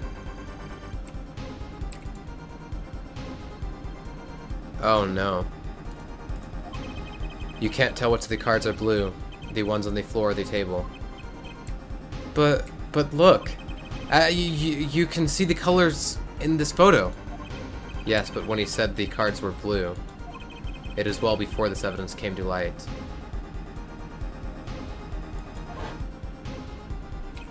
It is true that the defendant was engaged in a game of poker with the victim. Yet it was only that, a game, in the purest sense, a competition, Your Honor. A competition?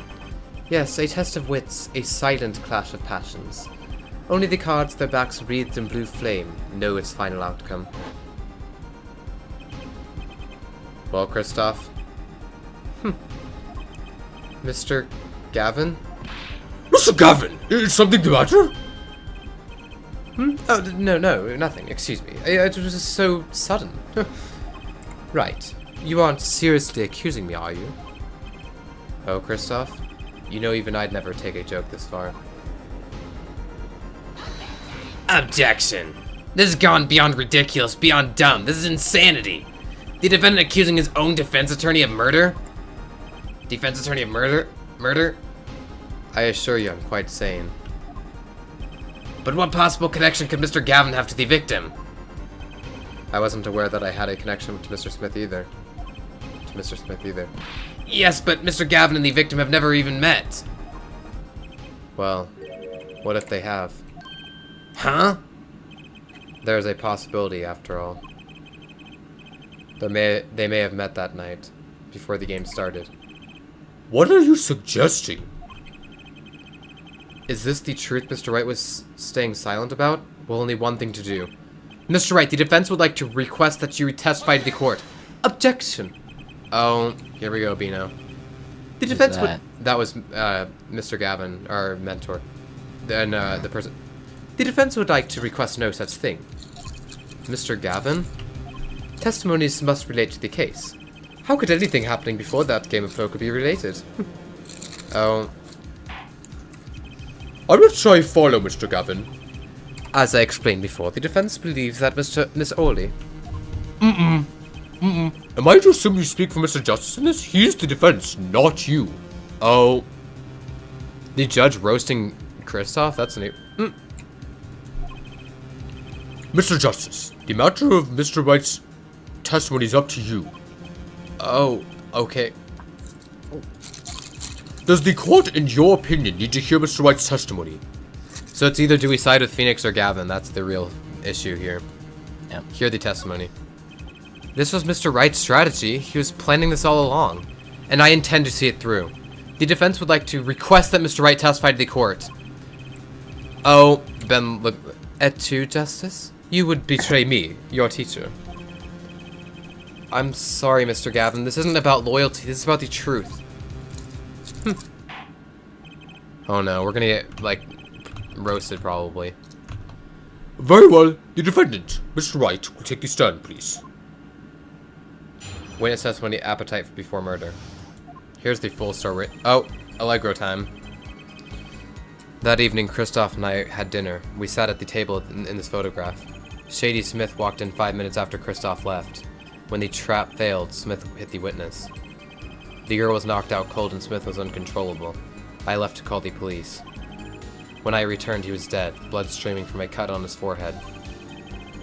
That's when I made another phone call to defense attorney Gavin. Mr. Gavin, you were at the Bosch Bowl Club the night of the murder? I dine with him rather frequently. Oh. Are you ready for a passive-aggressive game, Bino? Yeah.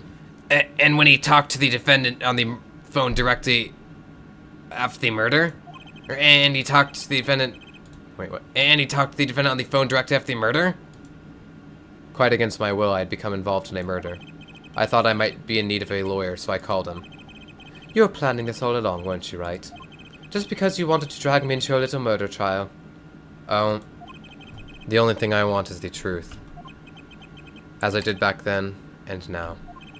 I thought my office was doing you a favor when we took on your defense. It appears that I was wrong. Oh. Very well. The defense will cross-examine the witness. Justice? Sir! Oh. Ben, listen to this. He's lying, and you're going to expose him. Understood, sir. Mr. Gavin versus Mr. Phoenix Wright. This can't end well. Why can't I have a normal trial? No one has a normal trial in these games, boyo. Cross-examination appetite before murder. This isn't happening. Yep. Especially not with this judge. Like, even if it's the most normal trial, the judge would probably somehow make it really weird. What do you mean, autopsy report? Oh, shit. What? Stupid. How's the motto going? Slept in the bed and it teleported me to the stupid black and mission. What? Was it just a glitch? No, it's... you get a letter and the next time you sleep in a bed, it teleports you to this dumb shack in the middle of nowhere. Oh, what the heck? Didn't realize it had already triggered. So wait, how much of the camping mod does the interact with the actual game?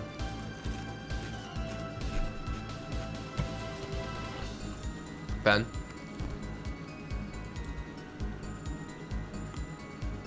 Yeah. Ben? What? How much of the camping mod actually interacts with the game?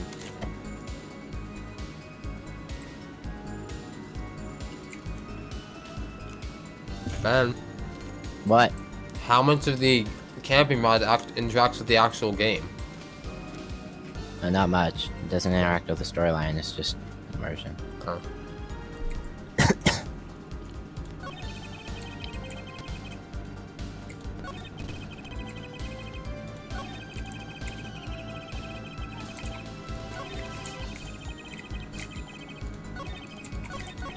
Oh, well. Shh. Shady Smith walked in 5 minutes after Kristoff left. Hold it! Oh. 5 minutes? So the two of them could have passed in the restaurant during that time? That would have been a fateful encounter, to be sure. Objection! He he he. Oh, Mr. Wright, what was it you said? Kristoff, Gavin, and Shady Smith may have met? I believe I did say that.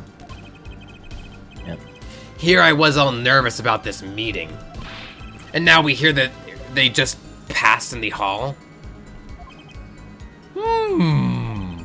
That does seem a little weak as a pretense for murder. Oh, it would be if that was all that really happened. Come on, Mr. Wright. What are you hiding this time?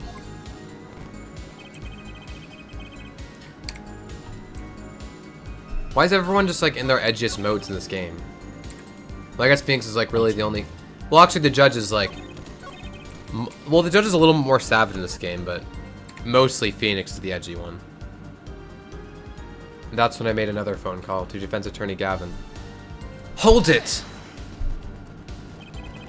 Do you know that technically I think Edgeworth appears in more games than Phoenix does? That's weird.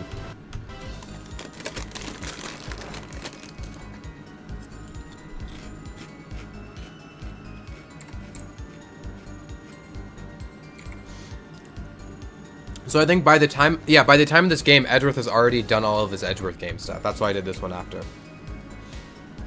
Could you explain why you called Mr. Gavin? I'd obviously gotten involved in a rather sticky affair. And I figured Kristoff's law offices would give me a friend rate for my defense fees. Ah, glad to hear you intend to pay. Oh, I'll pay in full, Kristoff. It is I who got you involved after all. You may find the price of your defense quite high, my good friend. Quite high. There's that line, Bino.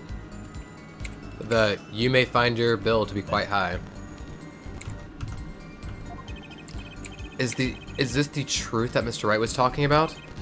Justice, you know what you have to do. He's lying. Expose him. Now. Yes, sir. I have to think, what's Mr. Wright trying to tell me with this testimony? The truth has to be in there somewhere.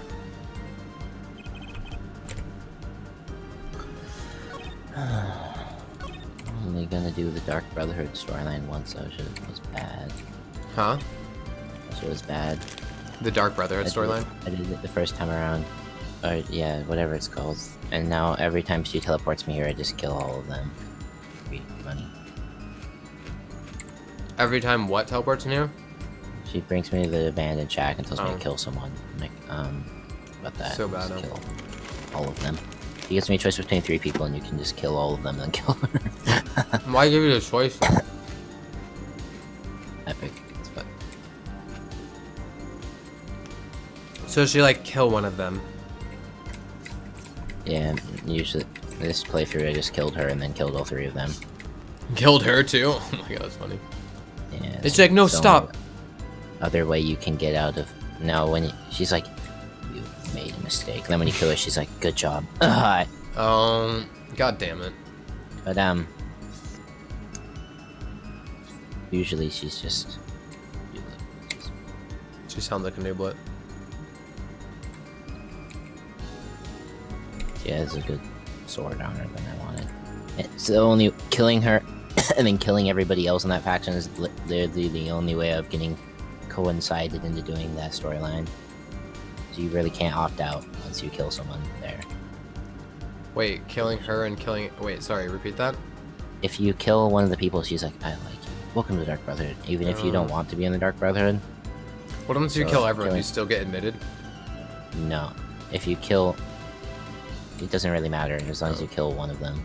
Oh, Kill so the it others, triggers she's after... like, nice, but welcome to Dark Brotherhood. I was like, well, yes, embracing your Dark Brotherhood side. Oh, you're literally getting killed. Good job.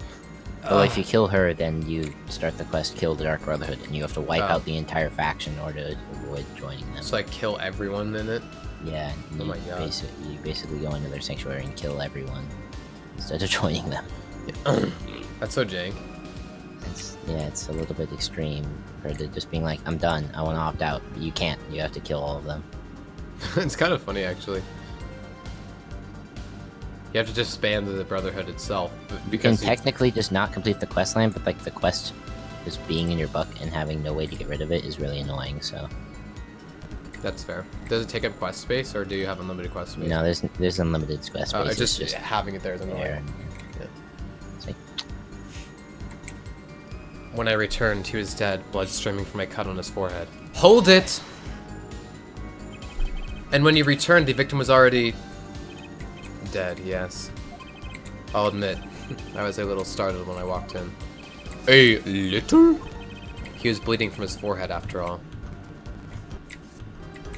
pause, you know. I guess I'd be startled too if I walked in on a scene like that.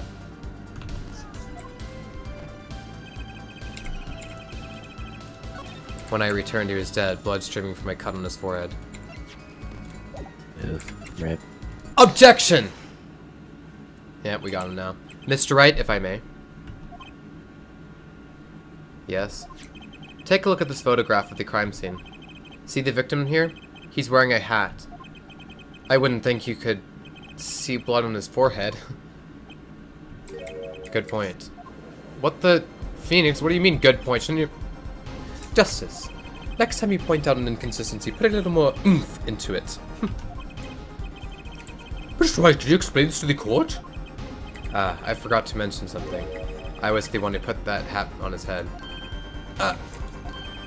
You? You put the hat on the dead man's head? He wore it through our entire poker game. After calling the police when I returned to the scene, his head was in full view, shining bright, just like in his photograph. And... I picked his hat up off the floor and put it on his head. Why'd you do this? Why'd you do a thing like that? All I can say is, I'm sorry. But that's the only thing I touched at the crime scene.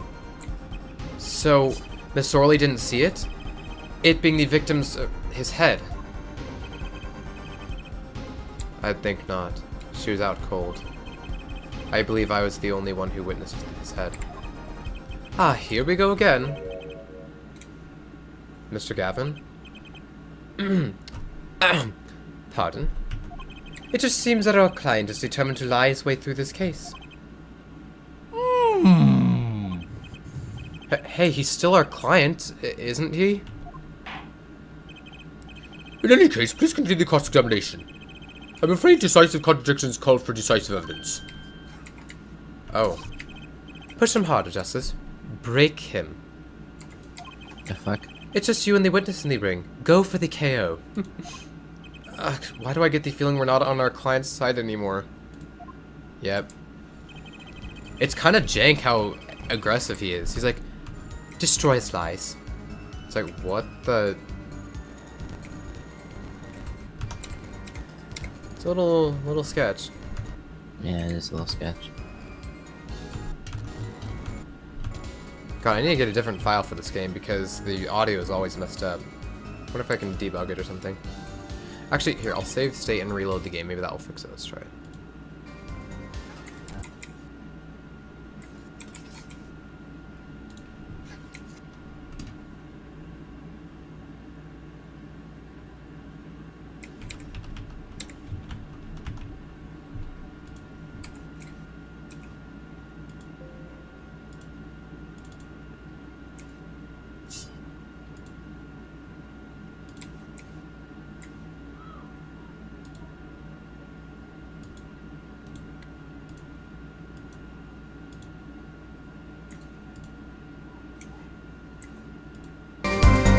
Oh god, this sounds all wrong.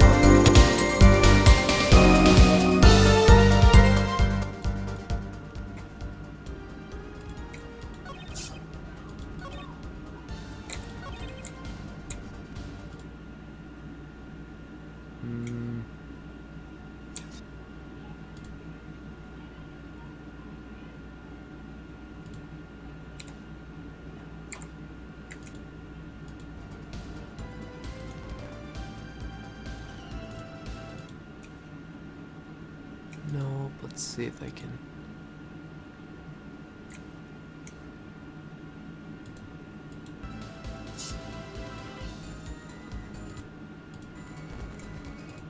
No, sounds...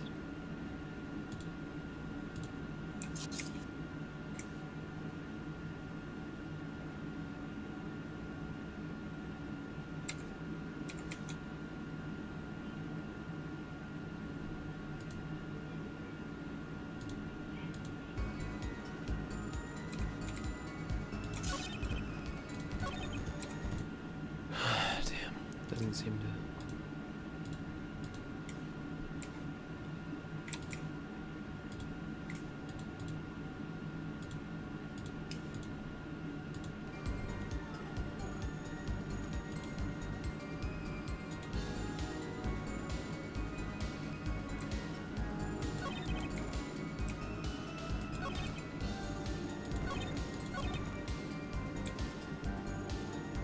The girl was knocked out cold and Smith was uncontrollable. I'll have to call the police. Hold it! You made the call to the police from the first floor of the restaurant, correct? Exactly. Cell phones don't get a signal down the hideout.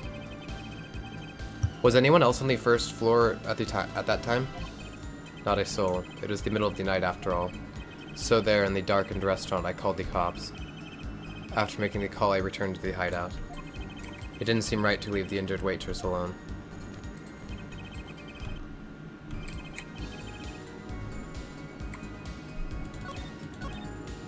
When the trap failed, Smith hit the waitress. Hold it! About this failed trap. This is the same trap that Miss Olga Orley mentioned? The plan was simple, elegant really. You see, we set up a trap of sorts. It was a plan... It was to plant a card in Wright's pocket beforehand. And then deal 5 aces during one of their games.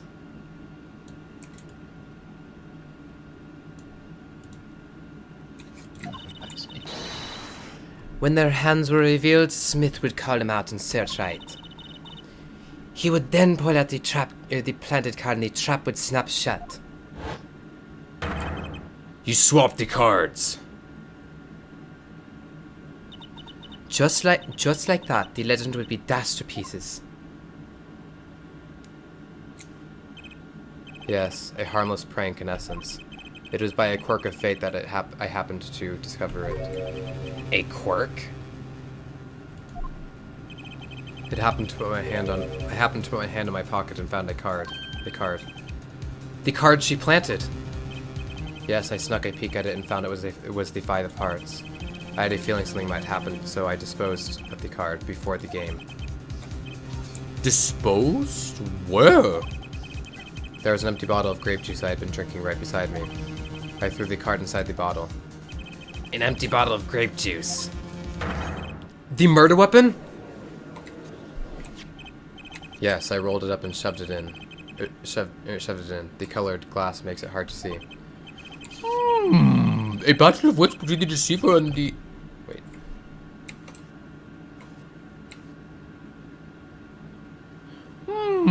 A battle of wits between the deceiver and the... to be deceived. Or something like that. That sounds like terrific drama. A card inside the murder weapon? That's strange.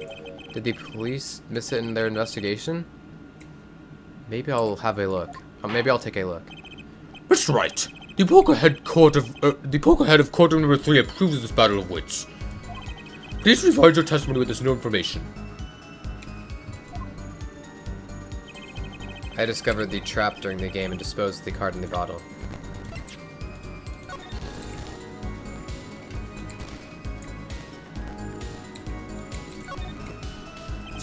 The bottle is completely empty. Objection! Mr. Wright, if I may. Yes. I've examined the bottle and I don't see any card in here. No. What, Mr. Wright? Surely... ellipses isn't all you have to say for yourself.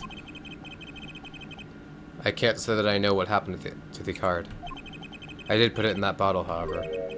Huh? Perhaps a 5th person came and took it out. Oh, and a 6th person could have helped. Oh. Hear this, Bino? Yeah. Perhaps a 5th person came and took it out. Oh, and a 6th person could have helped. Mr. Gavin, Mr. Wright's your client. My apologies, Your Honor. I won't have you disparaging our investigation either. We looked inside that bottle. There was nothing. So what's going on? Is Mr. Wright hoodwinking us again? Or did the card just disappear? I believe that's enough of that. Enough of that. Mr. Gavin? This witness's testimony is more like a travesty. It's riddled with lies. I'm beginning to see how you came to lose your attorney's badge 7 years ago. Well, you certainly have a unique way of treating your clients, Kristoff. I never knew. I believe it was you. I believe it was you who threw the first stone. Mr. Wright, if you intend to ever tell the truth about this case, it's now or never. Don't be misled. I haven't told a single lie here. When I noticed the trap, I put the card in the bottle to dispose of it. And when I put the hat on the victim's head, let's just say I had a reason for doing that as well. A reason? That reason is right here. Your cell phone? That night, recall that I spoke with defense attorney Gavin after calling the police. Just in case I recorded our conversation. What's this? Now that we're all here, I see no reason why I shouldn't play it back in the court. Back to the court.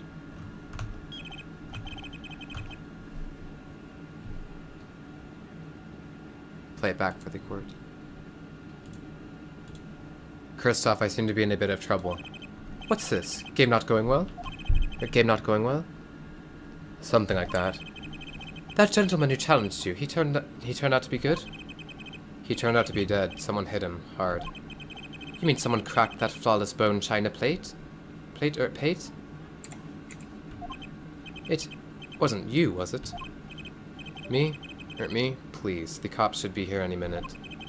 I'm in your hands, should it come to that. Bone china plate? Why'd it say plate then?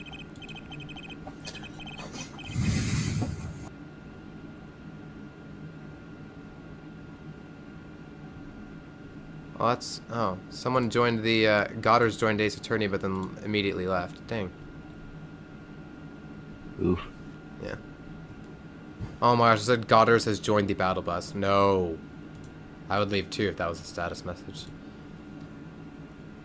A kind of porcelain, very smooth and shiny, and not plate, but pate.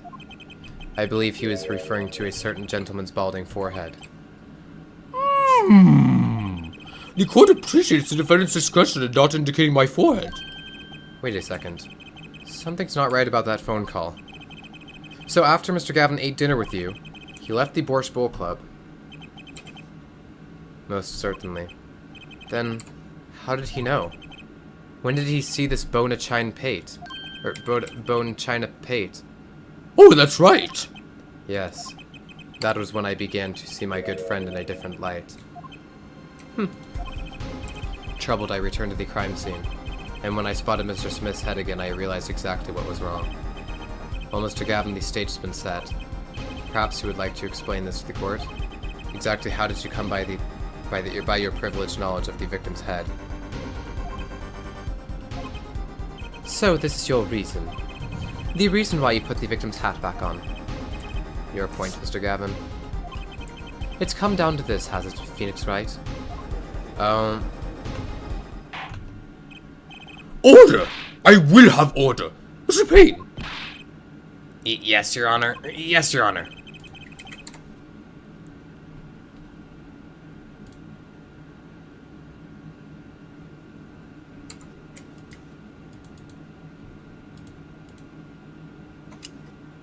Oh, Fallen Kingdom, a Minecraft parody of Coldplay's, has been added to the queue. Oh, wait, no, what?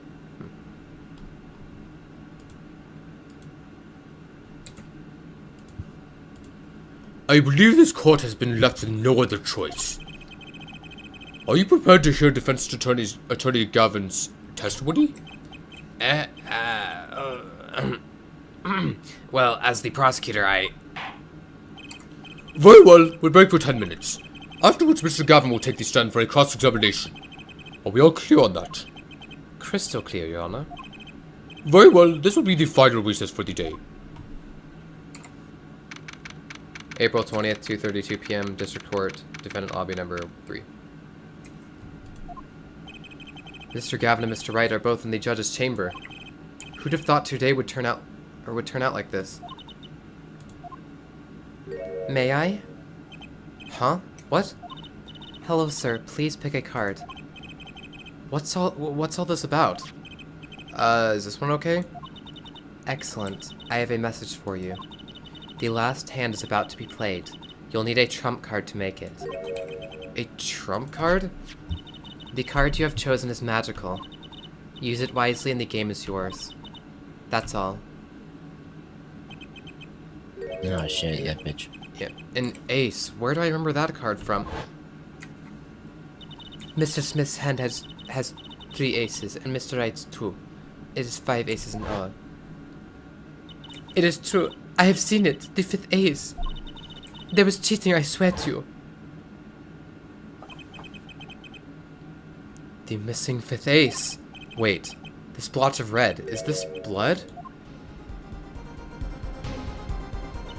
You have your trump card. Now it's up to you to cut the deck and draw the truth. My father's fate is in your hands. I know you can do it. This bloodstained card is my trump card for finding the truth? Well, that was random. I fell deep into thought as my mind raced to understand what this all meant. That girl. I'd seen her recently, but where? That's when I made the connection.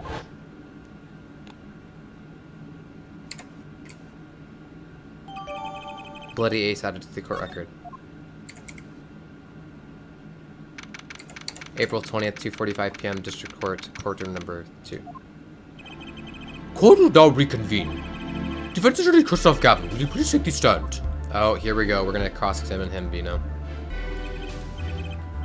Now then, if you would, Mr. Payne. Yes, Your Honor. Well, will the witness state his name and occupation? Is this farce necessary, Your Honor? Believe me, far stranger things have gone on in this courtroom. Fine, I'll play along. First, there's one thing we need to have made clear. How did you know about the secret beneath the victim's hat? By secret, I'm guessing he means the fact that Mr. Smith was bald. Forgive my curiosity, but what is it about this fellow's head? Your Honor seems to have an inordinate interest in it. Inordinate interest in it. Objection. Objection. Why is Phoenix on the defense's bench right now? What the heck? And why is it playing his objection theme? What? I wouldn't.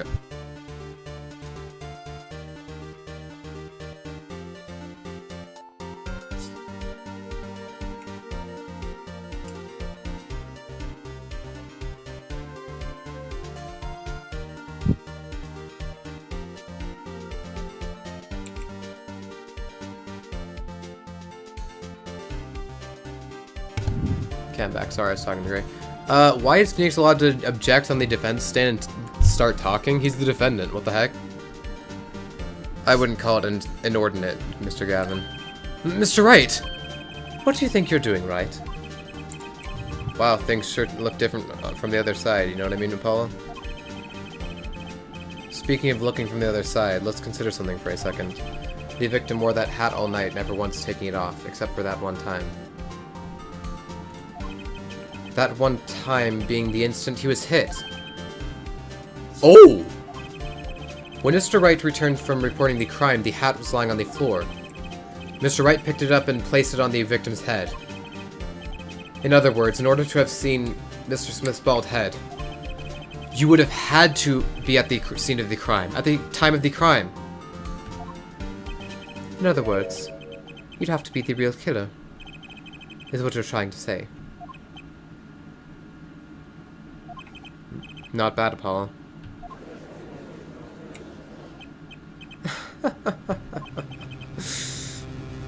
Mr. Gavin? I'm afraid that I haven't been entirely honest with the court. Oh, great. Here we go, Bino. What? Oh, I assure you, I had the noblest of intentions. I did it all to protect my client, Mr. Wright. Yet I'm afraid in the current situation I see little reason to hide anything. Very well. Allow me to tell you the truth of what happened that night. Finally! You may begin your testimony. Tell us, how were you involved in the events of that fateful night? Witness testimony that fateful night. The rage I sensed in that man that night troubled me, so I returned to the club. I went down to the basement and peeked in through the little window to the hideout. It must have been right after the murder took place. The victim was dead as he appears in the photo. A bald head, an unconscious girl, and Wright, holding a bottle in his hand. I sensed that was not the best place for me to be at the time, and so I left. That's when the call came from Wright. So, you witnessed the murder? For better or for worse, I missed the actual moment of the deed. Mr. Gavin, may I remind you that you are on Mr. Wright's defense team. Your testimony is clearly disadvantageous to your client. What else could I say? I'm standing on the witness stand after all.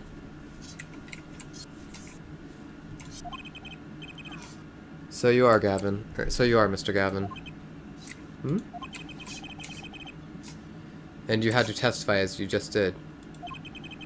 You had to tell them what you saw, or you had to tell them you saw the scene of the crime through that little window. Mr. Wright? You had to say that. Huh? That perk is so overpowered. What is?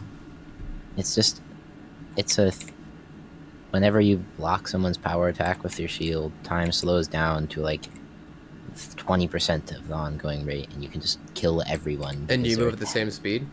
Yeah. What the heck? You just beat the shit out of everyone. That's so bad.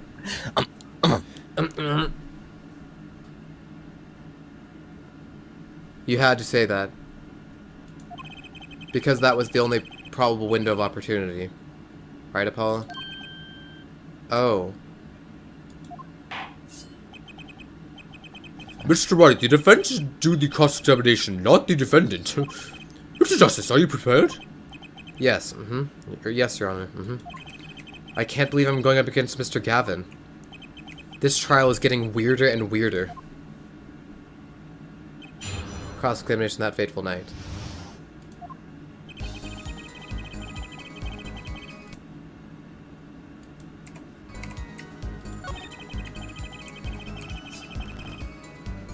I went down to the basement and peeked in through the little window to the hideout.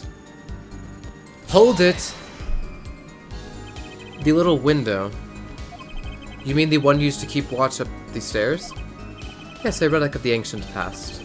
The Black Marketeers used it, I believe. Why did you go through the trouble of peeking in through the window? Wouldn't it have been easier to just open the door and go into the room? I didn't want to upset Wright, you see. Upset Mr. Wright? Yes, what if my fears had been unfounded? I'd be walking in on their match. Bad form, to say the least. So far everything he's saying makes sense.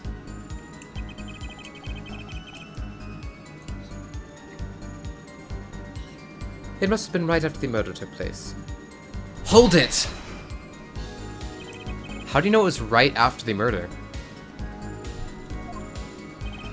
Really, no need to shout, Mr. Justice. I was just getting to that part of my testimony. There he is, the coolest defense in the West we know and love. Even when you're standing up there on the witness stand, some things never change. I was afraid you'd change too, right? But you haven't. You and that overbearing personality of yours. Oh.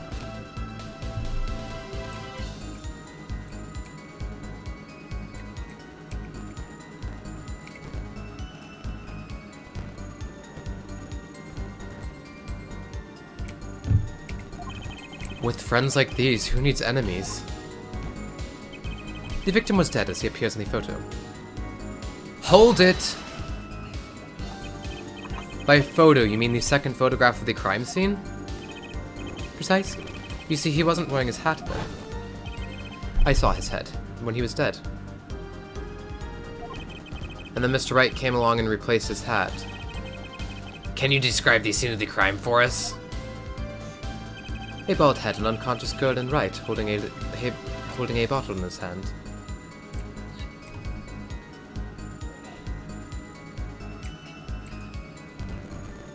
Hold it! Those were the only three at the scene of the crime?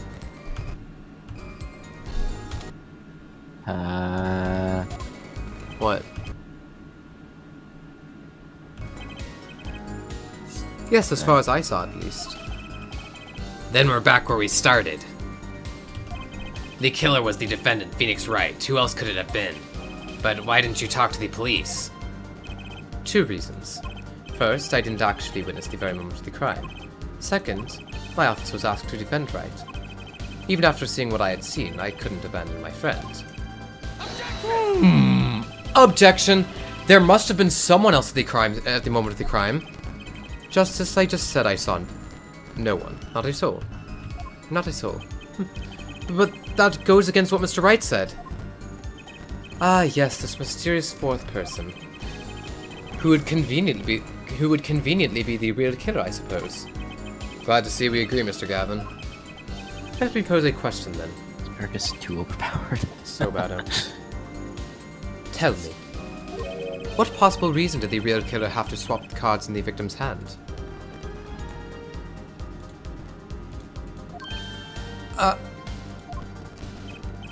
Perhaps you can show us a reason why such a thing would be necessary.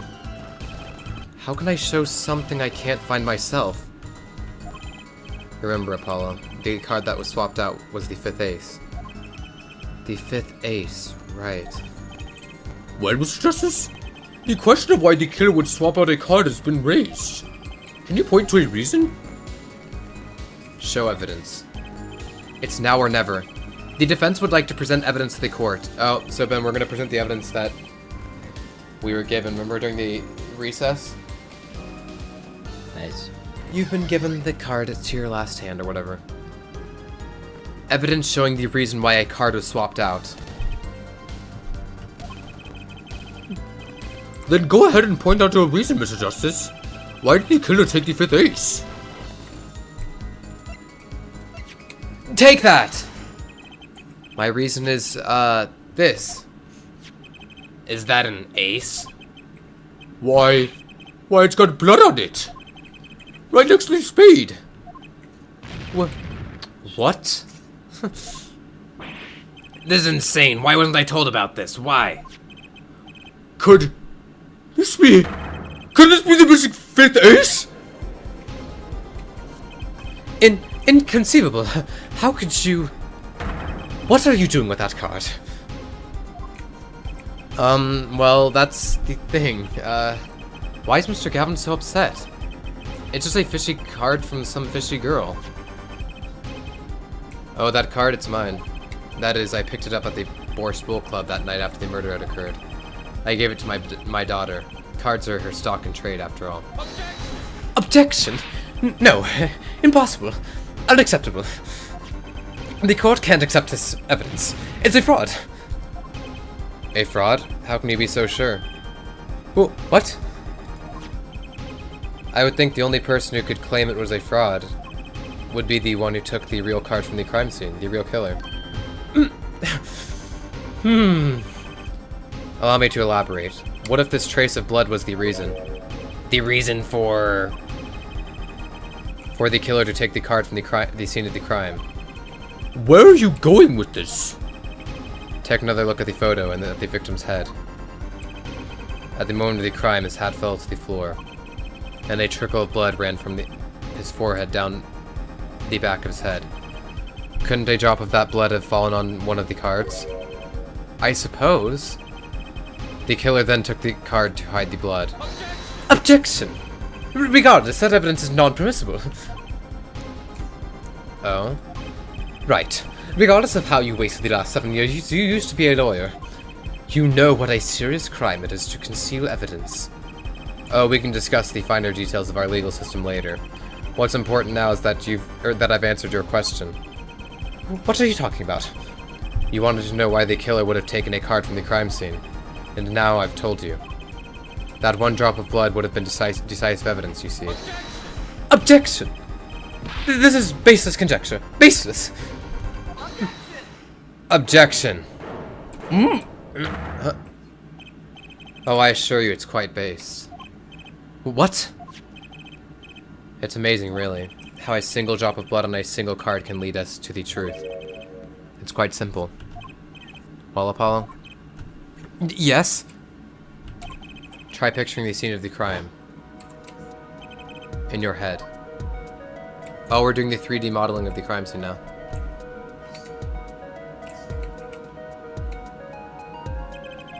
The murder took place in the hideout. The body of the luckless victim was found at the poker table. And before the killer swapped a card out, there was a single card with a drop of blood on it in the victim's hand. Given this, there's one decisive problem with the scene. Well, what is it?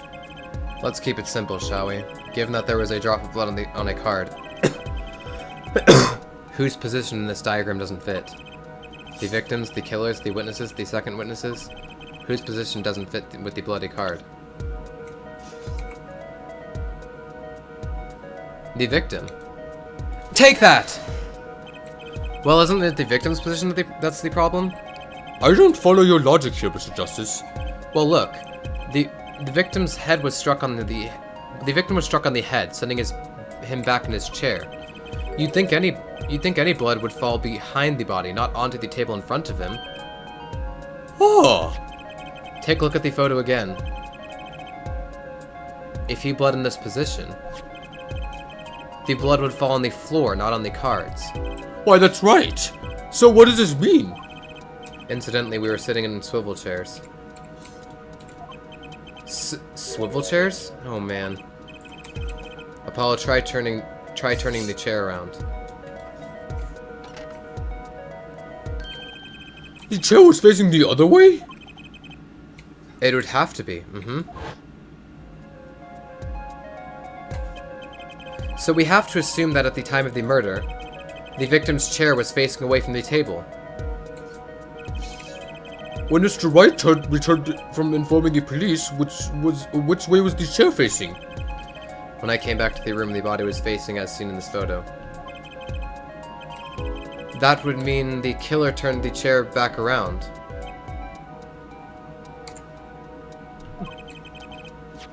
Let's take the next step. Look at the diagram once more. We know now the victim was facing away from the table at the time of the murder. But this creates another significant contradiction. Again? Let's test your reasoning skills again, shall we? Apollo, whose location on this diagram contradicts our new understanding of the crime? The victims, the killers, the witnesses, the second witnesses? Whose location creates a contradiction if the victim was facing away? Well, the killer then. Take that! The victim was struck from the front, correct? Indeed.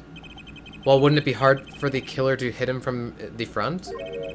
Sitting where his indicator currently is? I would think it'd be quite hard, yes. Objection! Yes, but what you're saying makes no sense. Why would the victim suddenly turn to face the wall in the middle of a game? I believe a sufficient reason will soon come to light. What?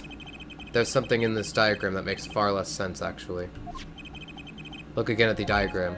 Apollo, if the victim was struck while he was sitting as shown here, where would his assailant be standing? Try marking it on the diagram. What? But... There's no room to put a mark where the killer should be. Don't worry, let's think it through and see what we find. We know the victim was facing forward or toward the wall at the time of the crime. That's the only thing we know for sure. Try to forget about everything else. Where would the killer have to be standing to strike our victim from the front? Take that! The killer had to be standing, well, here. Objection! You get points for flair, but that's about all you get. I thought I was onto something there too. I hardly need to point out that standing there would be impossible. The victim is facing a solid cupboard. Or are you claiming the killer climbed the cupboard and hit the victim from above? Ha! It's simple logic, really. If this was the only place the killer could have been standing, then that means that at the very moment of the crime... Wait! I know! At the moment of the crime, the cupboard wasn't there.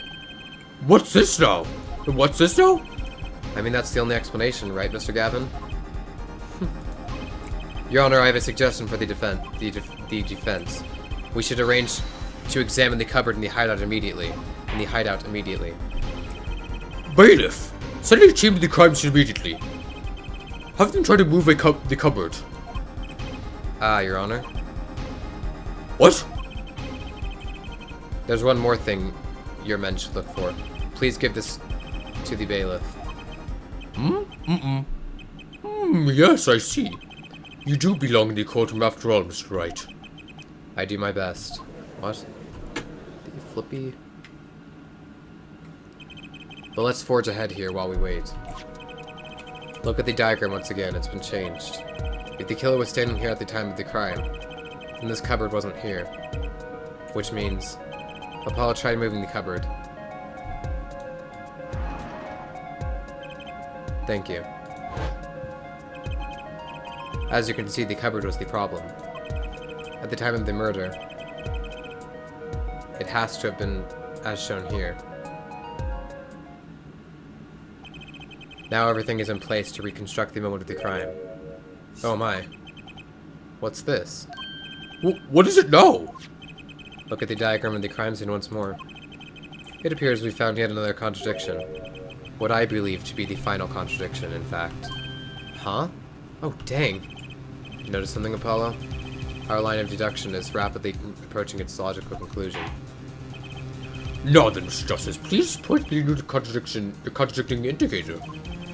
Is it the victim, the killer, the witness, the second witness? Which indicator in this diagram contradicts what we know about the crime scene? Forgot about this stupid boss fight. What boss fight? to fight a guy in a bunch of shades, but the shades are really tanky, and he has the potential to one-shot you with a spell. Oh. He uses these. It's no bad. Yeah, it's not really that fun. Even that. So you have to like not get hit by anything while slowly killing him? Just have to hope that he doesn't hit you with a spell. Yeah. It's almost impossible to dodge in the space you're fighting in. So the boss is like... You have to hope that he doesn't choose to use that spell and instead elects to... Oh, there's only one spell. He'll either use that ice, a big ball of ice, which will just instantly kill you, or make it so you can't go anywhere at any sort of speed. Or he'll just use... Which indicated this diagram contradicts what we know about the crime. Well, then the second witness couldn't see the crime. Take that! About this cupboard. Are we all okay with assuming it was moved? Sure, why not? Well, if it was, something really doesn't fit. The cupboard would completely cover up the window to these stairs. Oh! That's right. Someone standing outside wouldn't be able to see in. Someone like Mr. Gavin. What? What did you say?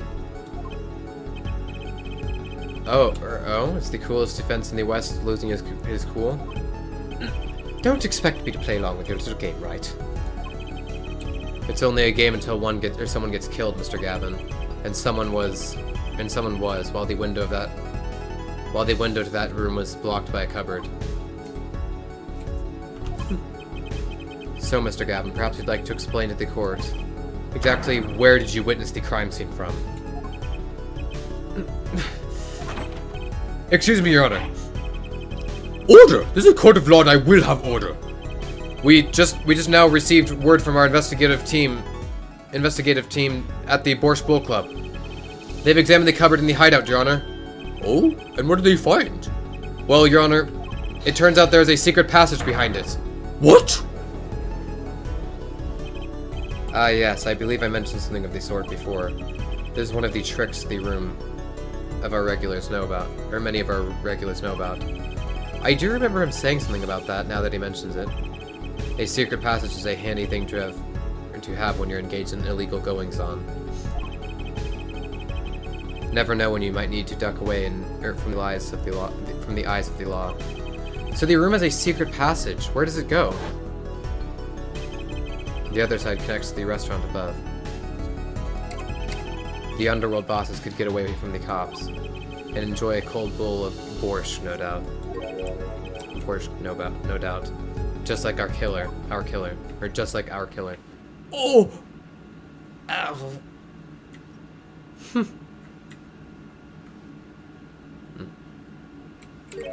You see where our line of simple deductive reasoning has led us, Apollo? I see it, but I don't believe it. That girl wasn't kidding when she said I needed this trump card for the last hand. At the time of the murder, the window was blocked and the victim's hat was only off his head for the few minutes between Mr. Smith's murder. And Mr. Wright's return from calling the cops. In other words, the only place anyone could have seen the victim's bald head was from inside the hideout. Well, Mr. Gavin? Come on, say something.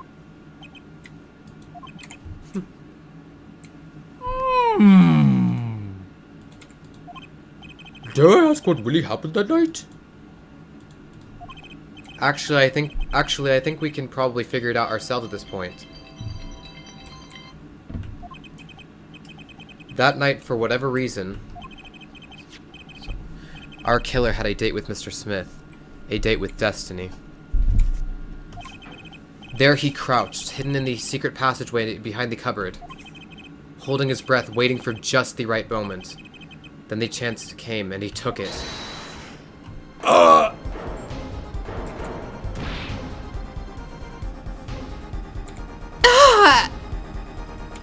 What?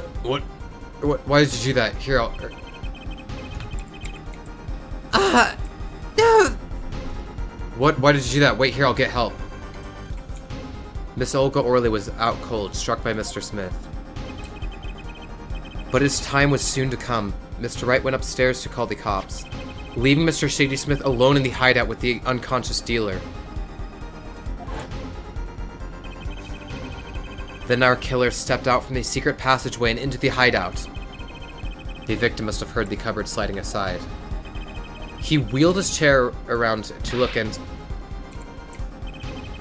after the deed was done, the criminal must have seen the blood on the card. He would have, of course, realized the need to destroy the evidence. That single spot of blood told the whole story of the crime. Too bad for him he didn't linger any longer in the hideout that night. If he had, he might have noticed the cards on the floor. And the fact that they were all red. Oh no. We're getting close, Bino. Nice. Gonna alleviate edgy right of all accusations. Well, it seems this trial has taken yet another turn. I'm truly sorry I had to see this day come, Mr. Gavin. What? Edgy Phoenix is stupid. It's so bad. Yeah. Mr. Gavin? He hasn't said like any. Mr. Payne! Yeah. Yes, Your Honor.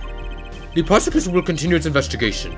As for Mr. Phoenix Wright, the defendant is hereby cleared of all suspicion. Gah!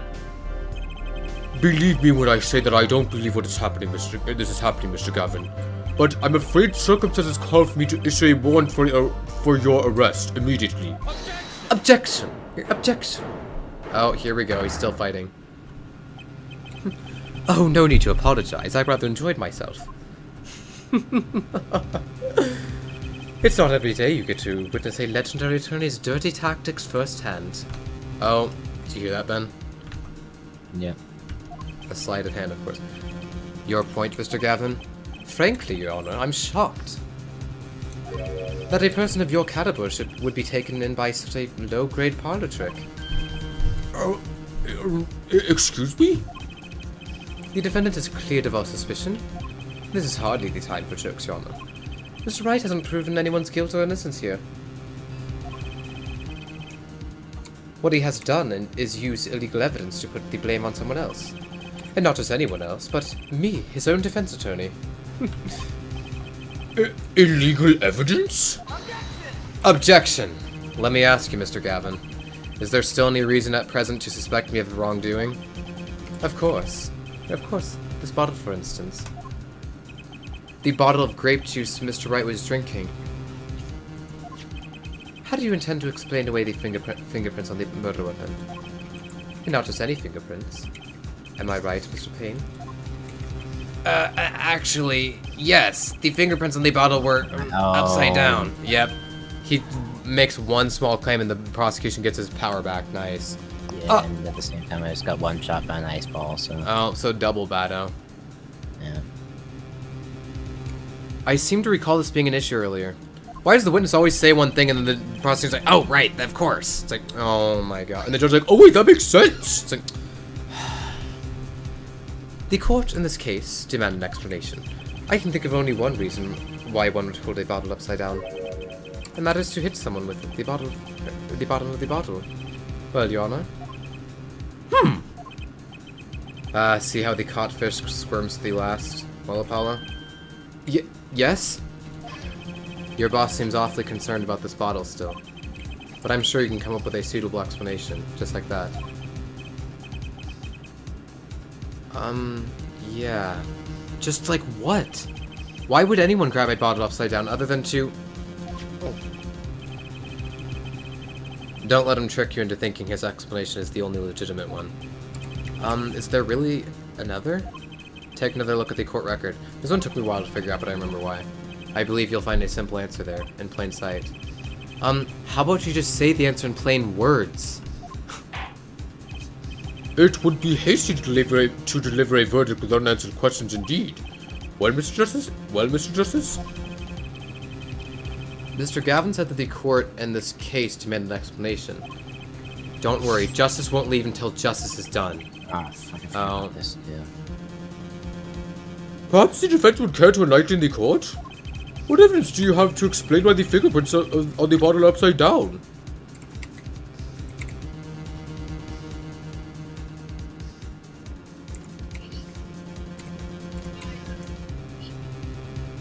And it's this picture, because it's a picture of Phoenix sitting next to the piano talking to Shady Smith with a box of, a crate of, grape juice at his feet. So he must have, when he was drinking, he must have grabbed one like that. Take that! It's actually easier to show than explain, Your Honor. Or to show you than explain, Your Honor. Place that bottle on the floor next to your chair. Excuse me? On the floor? Yes, now reach down and pick it up. Without getting out of your chair.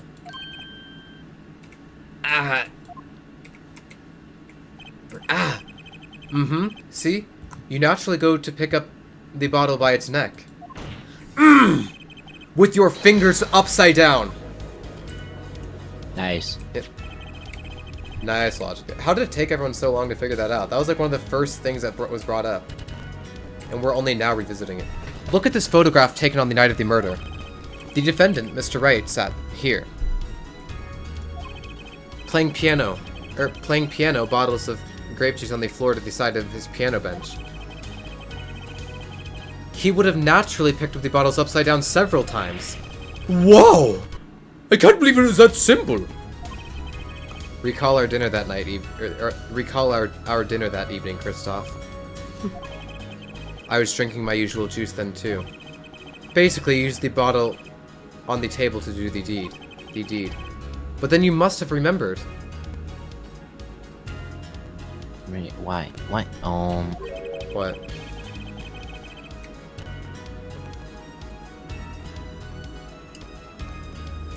What then? It's got a nasty habit of yoinking me off the edges that I don't need to be yoinked off of. Oh.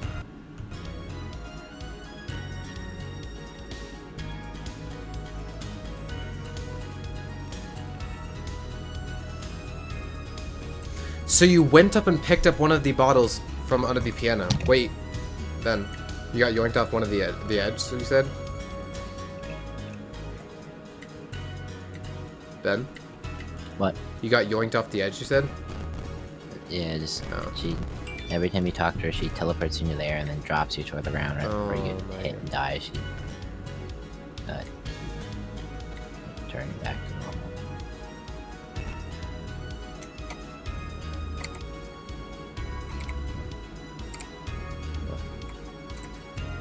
No.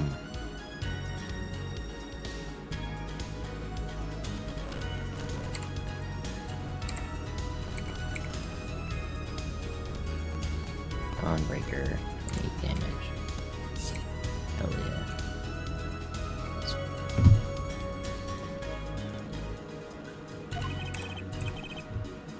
So you went and picked up one of the bottles from under the piano. And you switched the bottles. You took one of Mr. Wright's bottles and made it look like the murder weapon.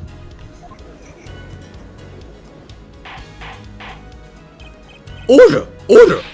Order! Order! What do you have to say to these charges, Mr. Gavin?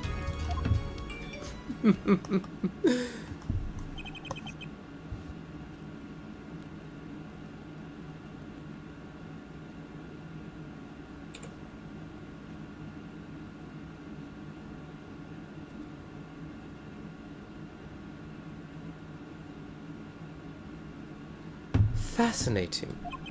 So this is the legendary attorney's famed tactic of misdirection. What? What? You claim that I switched the bottle? Where's your proof? Proof? Well, that's as I thought. More baseless conjecture. I'm afraid your bottle of proof is quite empty. Objection! I wouldn't be so sure about that. I think Christoph, Winston Payne, and Phoenix Wright have probably collectively objected like 4 times more than Apollo has this entire episode. Nice. Your Honor, when you initiated the investigation of the hideout earlier, do you recall I requested an additional investigation? Oh, yes. I have your memo about that here. Retrieve the bottles from under the piano at the Bosch Boat Club. And here's one of the bottles in question. What are you going to dust that? What are you going to dust that for fingerprints too? I would be surprised if any were on that but his. Mr. Gavin probably wouldn't make such a novice mistake, true. That bottle won't bear a trace of anything. Say, Apollo. Yes. Why don't you go ahead and examine that bottle? But why? Just humor me. Mr. Wright. That bottle will solve this case once and for all. What? That's some bottle.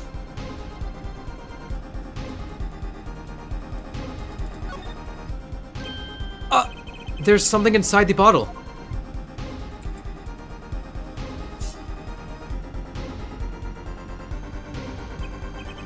What's this? That card can't be. Recall that unpleasant woman's testimony for a moment. Miss Olga Orley? Yes, our little swindling Devochka. That night, I planted the card like I was supposed to. And Wright lost the last hand, just like he was supposed to. Then Smith searched him, but the planted card was gone. The trap failed. What? Wait, this isn't... You're telling me that this is the planted card you disposed of? The one you mentioned in this piece of testimony? I happened to put my hand in my pocket and found a card. Yes, I snuck a peek at it and found it was the 5 of hearts. I had a feeling something might happen, so I disposed of the card before the game. Disposed? Where? There was an empty bottle of grape juice I had been drinking right beside me. I threw the card inside the bottle.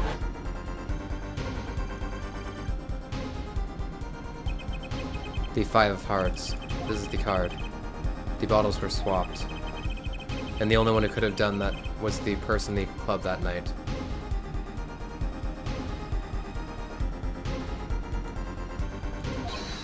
You, Mr. Christoph Gavin.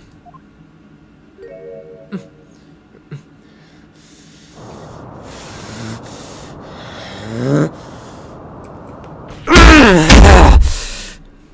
yeah, this bullshit. Oh. That is all. Or that is all.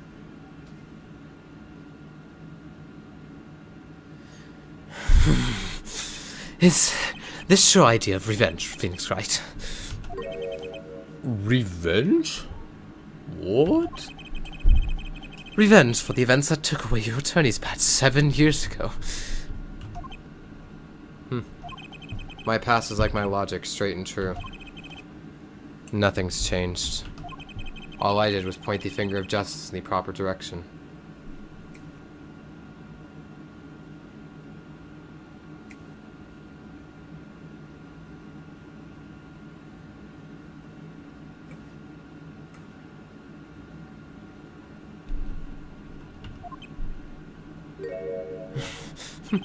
Fine.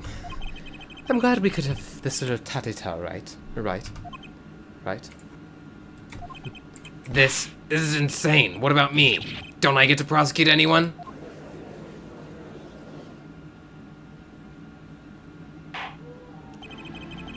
I believe this time we finally come to the end of our trial. Mr. Payne, do you have a report for us on Christoph Gavin? He's admitted everything. We're processing his arrest now. I see. Still, one has to wonder why he would do such a thing. He didn't even have a connection to the victim, did he?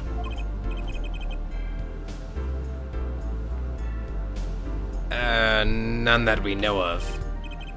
Mr. Wright, have you anything to add? I'm afraid I can't shed any more light on the matter. About this victim, Mr. Shady Smith. His occupation was listed as traveler. An odd profession to be sure, and that's all we know about him. I'll manage a follow-up investigation, Your Honor. Good. Mr. Wright? Yes? 7 years and you still haven't lost your touch. Christoph Gavin was a man with much significance for me, both as a friend and a lawyer. He was extremely talented, to be sure. I needed 2 things before I could confront him. The first was a place where no injustice could be tolerated, this courtroom. The second was a man who would tolerate no injustice. In other words, a defense attorney. You, Apollo. Me? A dark time is coming for our legal system. Oh, there it be, Bino. Dark Age of the Law. Yep, it's the precursor, yep. A twisting of justice brought on by our very own court system. We have to set it right. Set it right. Mr. Wright. Our work lies ahead of us, and I, for one, am looking forward to it.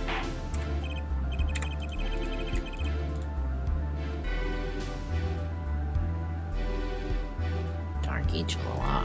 Yeet. God. Well, this seems like a good time to announce a verdict. Wow. Dark is the law, dark age of the law. This court finds the defendant, Mr. Felix Wright, not guilty.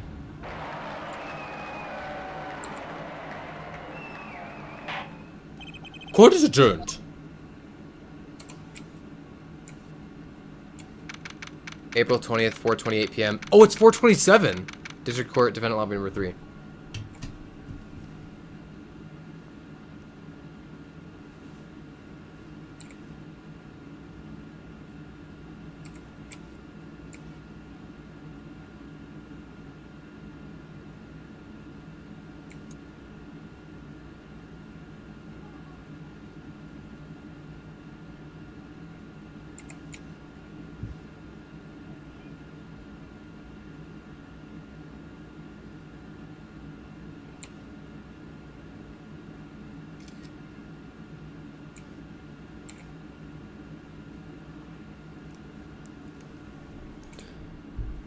April 20th, 4:28 p.m. District Court, Defendant Lobby number 3. Thanks, Apollo. You came through just like I thought you would. I'm pretty sure I didn't do a thing in there. It was you who cornered Mr. the killer. I couldn't have done it by myself. You sensed it too today, didn't you? Your ability. Ability? Yes, a sensitivity I lack. You'll come to understand it soon enough. Then why was he the one to tell us to sense them, if he didn't have that sensitivity? Wait, I wonder if he means... I have one question for the witness then. You say you saw the moment the defendant hit the victim. Is this true? Of course it's true. What's this weird vibe I'm getting? What was that, Mr. Wright? You'll have to find the answer to that question yourself. The answer, right. Today was full of questions without answers. Most of them about Mr. Gavin. What possible reason could he have had to commit the murder? Perhaps you'll learn that in the days to come. Huh? Wait, you don't know? You don't know, do you? This locket is the key. Huh? Oh, that reminds me. I met the girl whose picture's in your locket. Your daughter, right? That's right. She's my daughter. You know, you were right about this locket. I took this off his neck the night he died. But it looks like our dear Russian scam artist saw me. So the truth is, this locket really did belong to him. Wait, but that's perjury. You testified. You said that locket was yours. I said no such thing, actually. Huh? I merely said that it was a locket with my daughter's picture inside. A subtle distinction, but a distinction nonetheless. And it's the truth. Wait, but then why? Why was the victim wearing a locket with a picture of your daughter inside it? Oh yeah, that's one of the weird things about this game, Ben. The locket was truly the victim, so the victim had a locket with Phoenix's daughter's picture in it, and we don't know why. Nice. Sometimes the straightest path to the truth isn't the best one. Give it time. You're still just getting started with your career. Speaking of which, I may be out of a job. I work for Gavin Law Offices after all. I still can't believe I just saw Mr. Gavin get led away in handcuffs. Apollo? Yes? How about coming to work for me? How about coming to work for me? You mean at the Wright & Co. law offices? I mean, there's not a single attorney in my generation that doesn't know it. I can't imagine that to be true, but... Wait, but didn't you... You're not a... Oh, I turned in my badge, yes. I'm not an attorney anymore. That incident 7 years ago. That legendary trial. And at the middle of it all was one man. Phoenix Wright. The case reached its sad conclusion and he left law for good. For good. Have you ever thought about coming back to the courts? I'm not qualified to stand in a court of law, I'm afraid. Didn't you notice it in today's trial? There was a single piece of forged evidence. Oh, so now Phoenix is admitting there's forged evidence? I gotta do this stupid shit. Forged evidence? What are you talking about? I'm talking about evidence that shouldn't have existed. A naughty magician's trick. One piece of evidence struck me as odd. That it's true. It just seemed, well, too perfect. I'll bet this was the forged evidence. Well, the card with the blood on it, the very thing that convicted Christoph Gavin. Take that! You mean this, don't you? I got this from your daughter, Mr. Wright. Yes.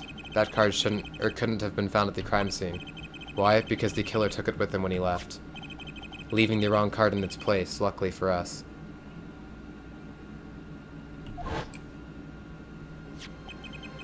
The court can't accept this evidence. It's a fraud. A fraud? How can you be so sure? So sure. I would think the only person who could claim it was a fraud would be the one who took the real card from the crime scene. The real killer. My verdict was already handed down 7 years ago. Then, you really... Yes, I forged this card. Oh. Phoenix forged the card. One look at the crime scene should have told you it wasn't real. That's like the entire point where he's edgy Phoenix. Yeah, I think you're right about that. Yeah. Got caught like an idiot. I think it's because he's like, well, if the only way to convict the truly guilty is by forging evidence, and sometimes we really just have to do it. It's like, no. But you can't do something like that and call yourself an attorney. Who's calling themselves an attorney, Apollo? So it's true. Edgy fiend. The rumor is true. 7 years ago. None of that matters. None of that matters much now, does it?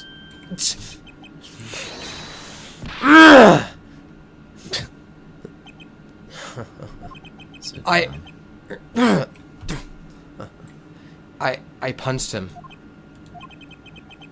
It's your story from here on out, Apollo. Perhaps I can help you turn the next page. My office's address. Drop in if you like. Mr. Wright. Oh, about your uppercut.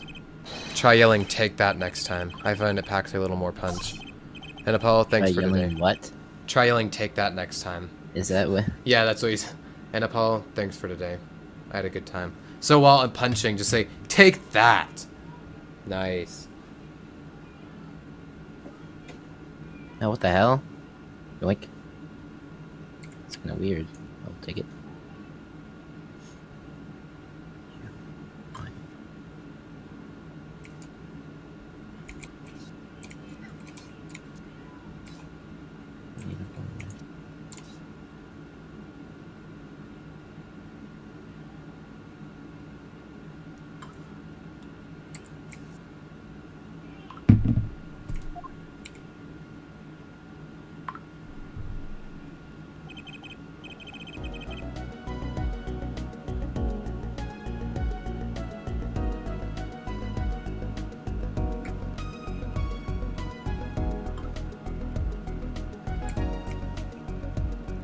Ted wants to go to Captain Marvel? I mean, maybe it's good, but...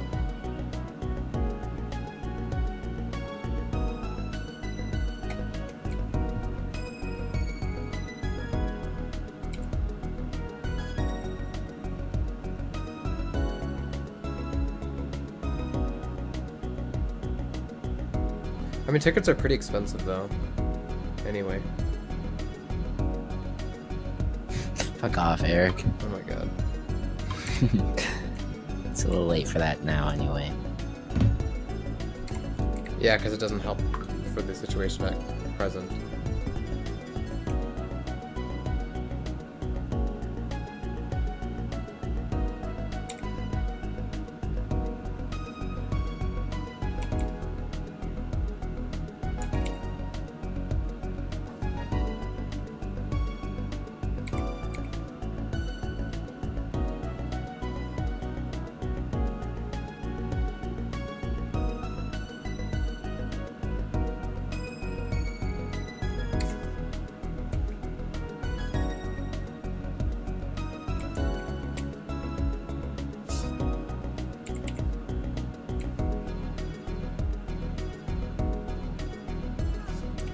Ted's like, or I could loan you some cash for a very low interest rate if you got a perfect credit score. Rather just not spend it. I feel like the gang-based speedrunners nights are really fun. That's what I was saying. And with that, Mr. Wright walked out the door. And that's how my first trial ended. A lot of mysteries went unsolved, and at the time I had no idea they were all related. Every mystery that day, connected by a single thread of logic. I'd find that out soon enough. My name is Apollo Justice, Attorney at Law, and this is how my story begins. The end. So we're gonna do like the very beginning of the next case, and then I'm gonna call it quits for today. A brand new episode has been added. Turnabout Corner this time. Okay. Save, yes. So first we had episode 1, Turnabout Trump, which has no picture sadly, and then now we have episode 2, Turnabout Corner. Let's begin. Start. Episode 2, Turnabout Corner. As long as we draw breath, the wheel of fate turns.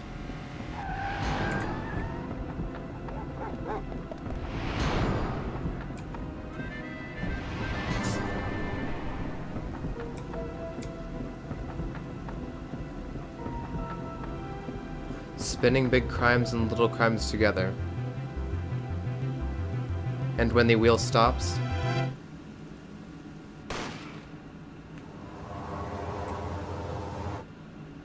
you die.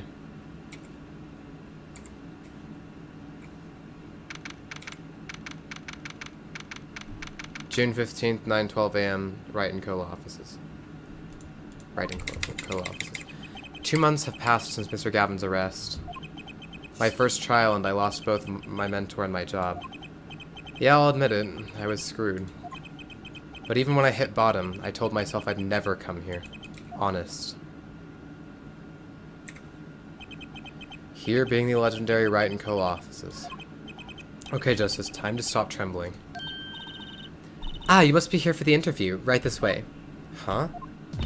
Hello there. You found the right place. Welcome. Yeah. What's with this girl? Well now, where shall we begin? Begin what? Right. First things first. Any special talents? Talents? Yes, well, you must have at least one. Well, I guess defending? Defending. An unusual talent, but it'll do. With a little jazzing up, of course. You think so? Let's give it a go, shall we? Huh? Go ahead, show me. Defend. Just give it all you've got. Don't hold back now. What are you talking about? I can't just defend here. First lesson, a professional can perform anywhere. Thanks. We want people to be laughing with us, not at us. Thanks. Yeah, duh. But I'm not sure why they should be laughing at all. What? What exactly do you think you came here to do? What? Defend? No? Excuse me, but do you know where you are? Huh? The Wright and Co. offices, right? Oh, I was afraid of that. Don't worry, you're not the first. Look, what's going on here? Who are you? I came here to meet with the person in charge. Well, you've apparently made no fewer than 2 mistakes. Mistakes? But I got a call from Mr. Wright this morning. Perhaps you should go read the sign out front again? What's there to read? Look, it says right here. Oh. Why does it say Wright Talent Agency? Welcome to the Wright Talent Agency, where you've always come to the right place. I'm Juicy Wright, CEO. I'm a magician. It all came flooding back. The trial, that girl. Hello, sir. Please pick a card. That's right. She's my daughter. Trucy. Right. Here, check out our flyer. So, what's your name? Apollo Justice, attorney at law. Oh gosh, here we go, Bina. Wright Talent Agency. So, is this really a talent agency? You bet! Daddy started it 7 years ago when he quit law. Of course, we only have 2 people signed up right now. 2 people? Does that include you? Trucy Wright, magician extraordinaire. I've done a lot of stage shows, paid too. I'm a professional, you know? Right. Promise you'll come to one of my shows, okay? Let's see. Oh, and the other person our agency represents is Phoenix Wright, pianist extraordinaire. Or extraordinaire. Your dad, in other words. Didn't he say he couldn't play the piano? Our agency doesn't see that as a problem. What? Why, there are many magicians who can't do magic. At least you're optimistic, I'll give you that.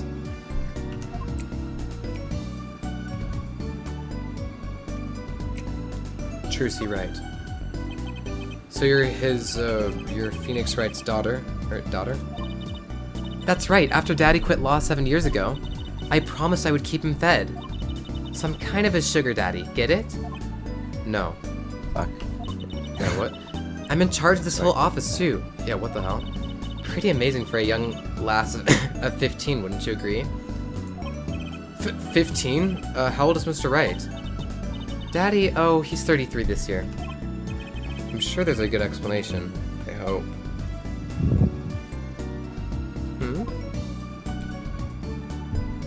Phoenix Wright.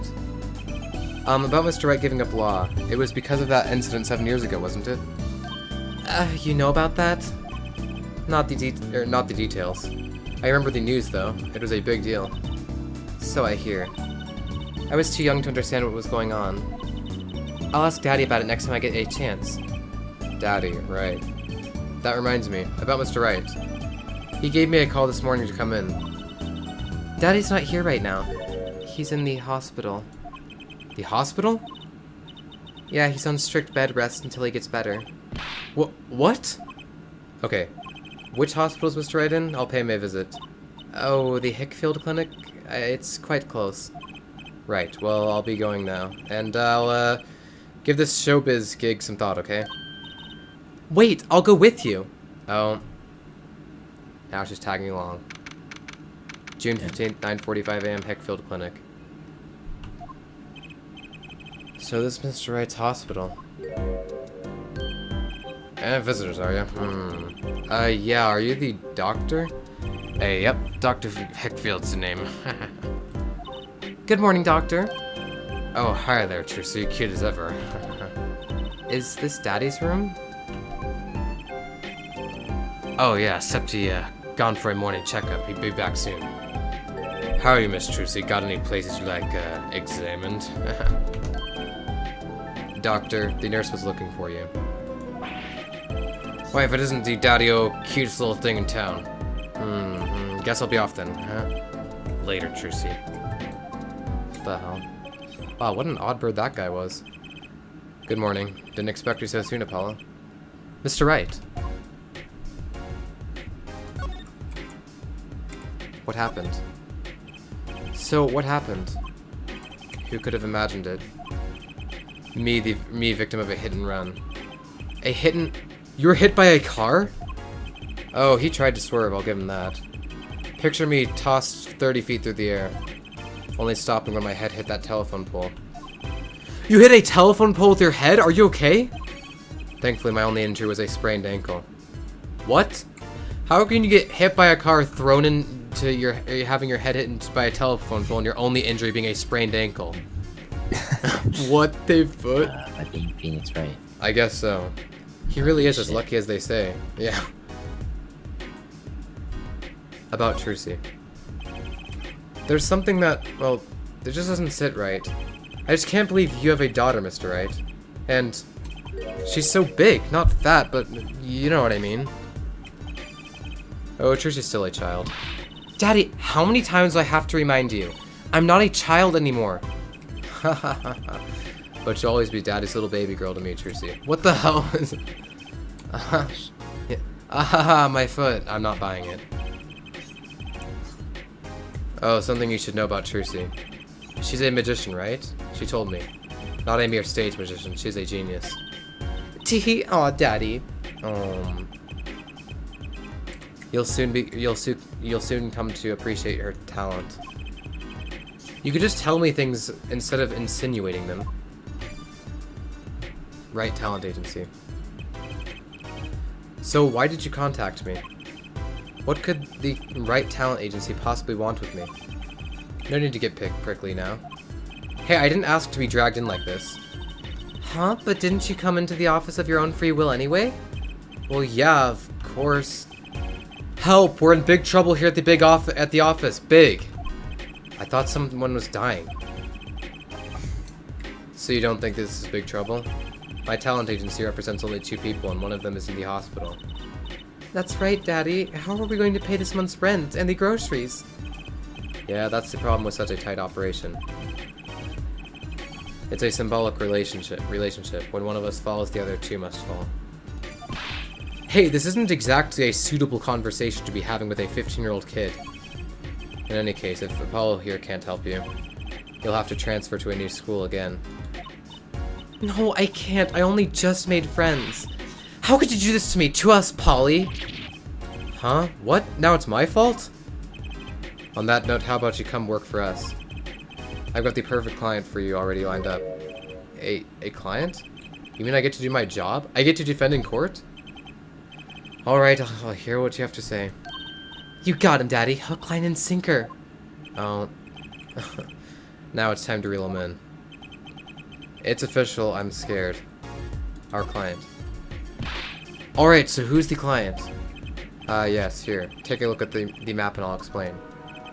Last night I left the office just before 9 o'clock. I was going to that Indochine pasta joint, Alden Tay's. I play piano there, of course. That's when it happened. The car sent me flying, nicked a telephone pole, and zoomed away. Creepy, huh? Just a tad. It's almost as creepy as hearing you tell this story like it was no big deal. The car sped off in this direction. So, good luck. Huh? You wanted a client, didn't you? Well, I'm your client. Find the guy who knocked me into that telephone pole. Whoa! Hold on, I'm a defense attorney, not a detective. Don't worry, once you found the guy, I intend to sue him. Then you can stick it to him in court. I'm not a prosecutor either. I'm sorry, but this is crazy. I'm going home. Don't get so worked up, it was just a joke. Huh? Oh, Daddy, sorry, Apollo. He just loves jokes, you know. Even the ones that aren't very funny. Your real client should be stopping by the office any time now. The office? You mean the talent agency? No harm in going. It's not like I have anything else to do. One more thing. Do look into my accident too, would you? I marked the scene of the tragedy on this map. It's right in front of this park. It should be easy to find. So he's going to make me investigate this after all. Map added to the court record. Yep, this is the errand one where we have all the errands. No. Yep. Baby Apollo. Yep, Baby Apollo and Grocery Boy Apollo, basically. June 15th, 10:05 a.m., Right Talent Agency. Hey, Hey, how long you planning on making me wait, huh? Good morning. Hey there, Tootsie Doll.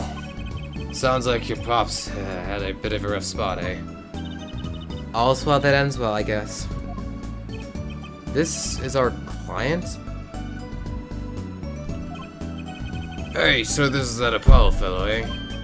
Oh, yes? The name's Apollo. Look at him here. There, arms like all crossed, like ready to fight. Yes, sir. You don't mean that literally, do you? The boss told you what I need, alright? Don't let me down now, Apollo. Don't worry about your defense, sir. I'm on it. Defense? Your noodle half-cooked? It's too late for defense. My castle's been stolen. My keep's been kept. My noodle stand's been stolen. Noodle? You know Mr. Eldoon from the noodle stand, don't you, Polly? No nicknames, please. And no, of course I don't know him. You knew these parts? Not really. Then you know the best noodles in town, Eldoon's Noodles. Whose noodles? My noodles. Help me out, Tootsie Doll. This is Mr. Guy Eldoon, our client. Maybe you can tell us what the problem is, Mr. Eldoon?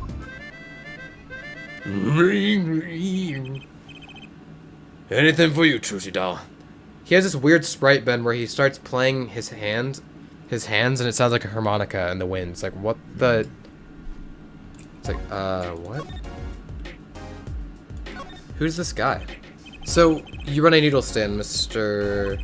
Eldoon. Guy Eldoon's the name, and noodles are my game. The secret's in the soup. I've been searching for the perfect soup for a year and a half. Oh, that's, not that long, really. My family's been noodle men for generations. Got a lot of expectations on my shoulders. 15 years passing the noodle to 15 sons. That's a pretty old noodle. Aye. And that fool that I was I pushed it away. I rebelled against my pops and picked another livelihood. But that didn't turn out so well. Oh. There's no denying it. Salty broth runs through these veins, boy. So it was like destiny that you became what you are. Right, destiny's the word. Oh, I fought it. But in the end, I was bound by the twisted noodle of fate. Not a mental image I care to linger on. So last year, I started my noodle stand.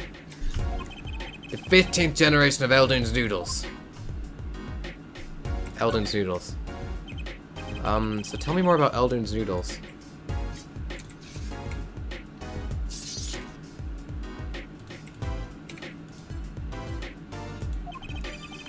You don't know the genius out of my noodles?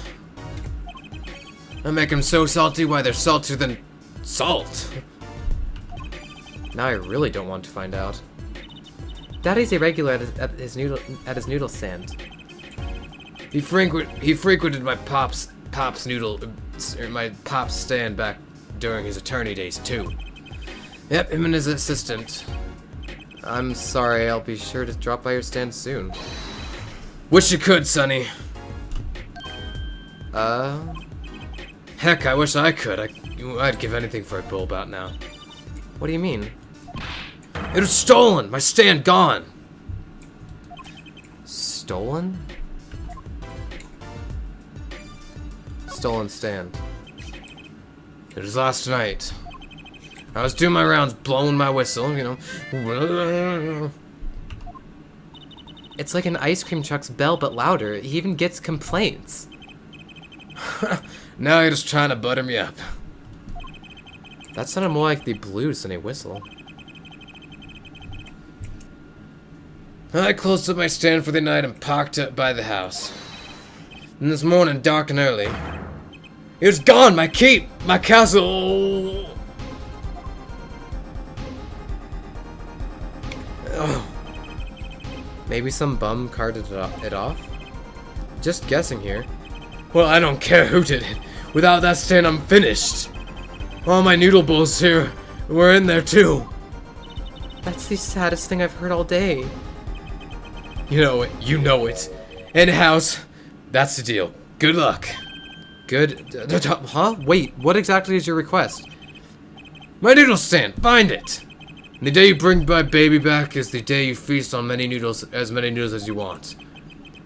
Of course, I make it so hot and salty, 2 bowls kill a man. Then I'd really need defense. Speaking of defense, that's what I do. I'm a lawyer, not a detective. This is where I live. You drop by if you need to any info, okay?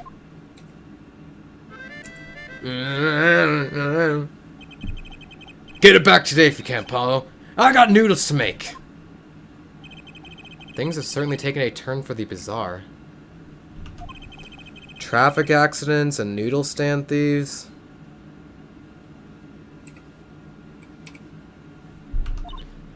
Actually, there was something I wanted to ask you about too, Apollo. Huh? I have a bad feeling about this. Now listen to the lady's problem now. Don't be cruel. I lost something last night. That is, something was stolen. Hey, what's this? More thieving and skullduggery? Well, someone stole a pair of my panties. Oh, yeah. I forgot about this stupid shit. Yeah. What the fuck? Why they got a sex advisor? I don't know. Yeah, it doesn't make any sense. And also, why are we running everyone's errands? Trudy's request.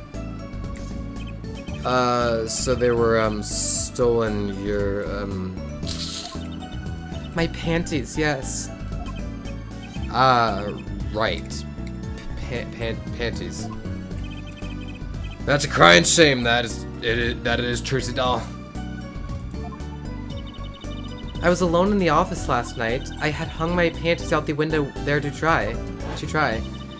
When a thief came and took them, my favorite panties. I ran after him. Give those back, I shouted. Wait! Well, that was certainly brave of you. But I lost him. Without those panties, I don't know what I'll do. A darn crying shame, yep. Well, at least the scene of the crime is convenient. I'll mark it on your map. I'll be heading home now. Remember, find my stand or there will be an empty bowl in your future, Paulo. Or Paulo. Right. And you help out Trucy doll here too, you hear? Things have certainly picked up, haven't they? We had no work yesterday, and now we have 3 cases. I guess. Let's see where we stand. Not in a courtroom, that's where. Well, the first item on our list. Phoenix Wright, Daddy's hit-and-run accident. We have to find the one who hit him. Who's going to pay us for this again? And the second item. Mr. Eldon's request to find a stolen stand, for which we stand to gain a bowl of salty noodles. And the last request is mine, to find my stolen panties.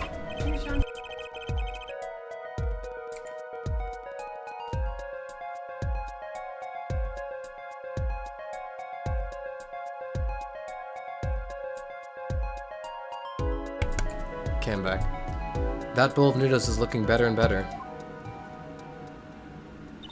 Let's go, Polly, to the streets. Aren't you enthusiastic? How could I not be?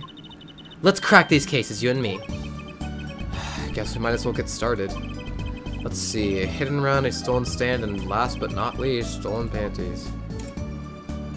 Okay, I think it's a good place to save and quit. So, thanks for tuning in, Portland. Thank you. I really appreciate it. Sorry this episode wasn't as long. We got through the first episode at least, so we'll be able to get through more next time, which will probably be in the next few days or so. So, thank you, and you have a good day. Rest of your day.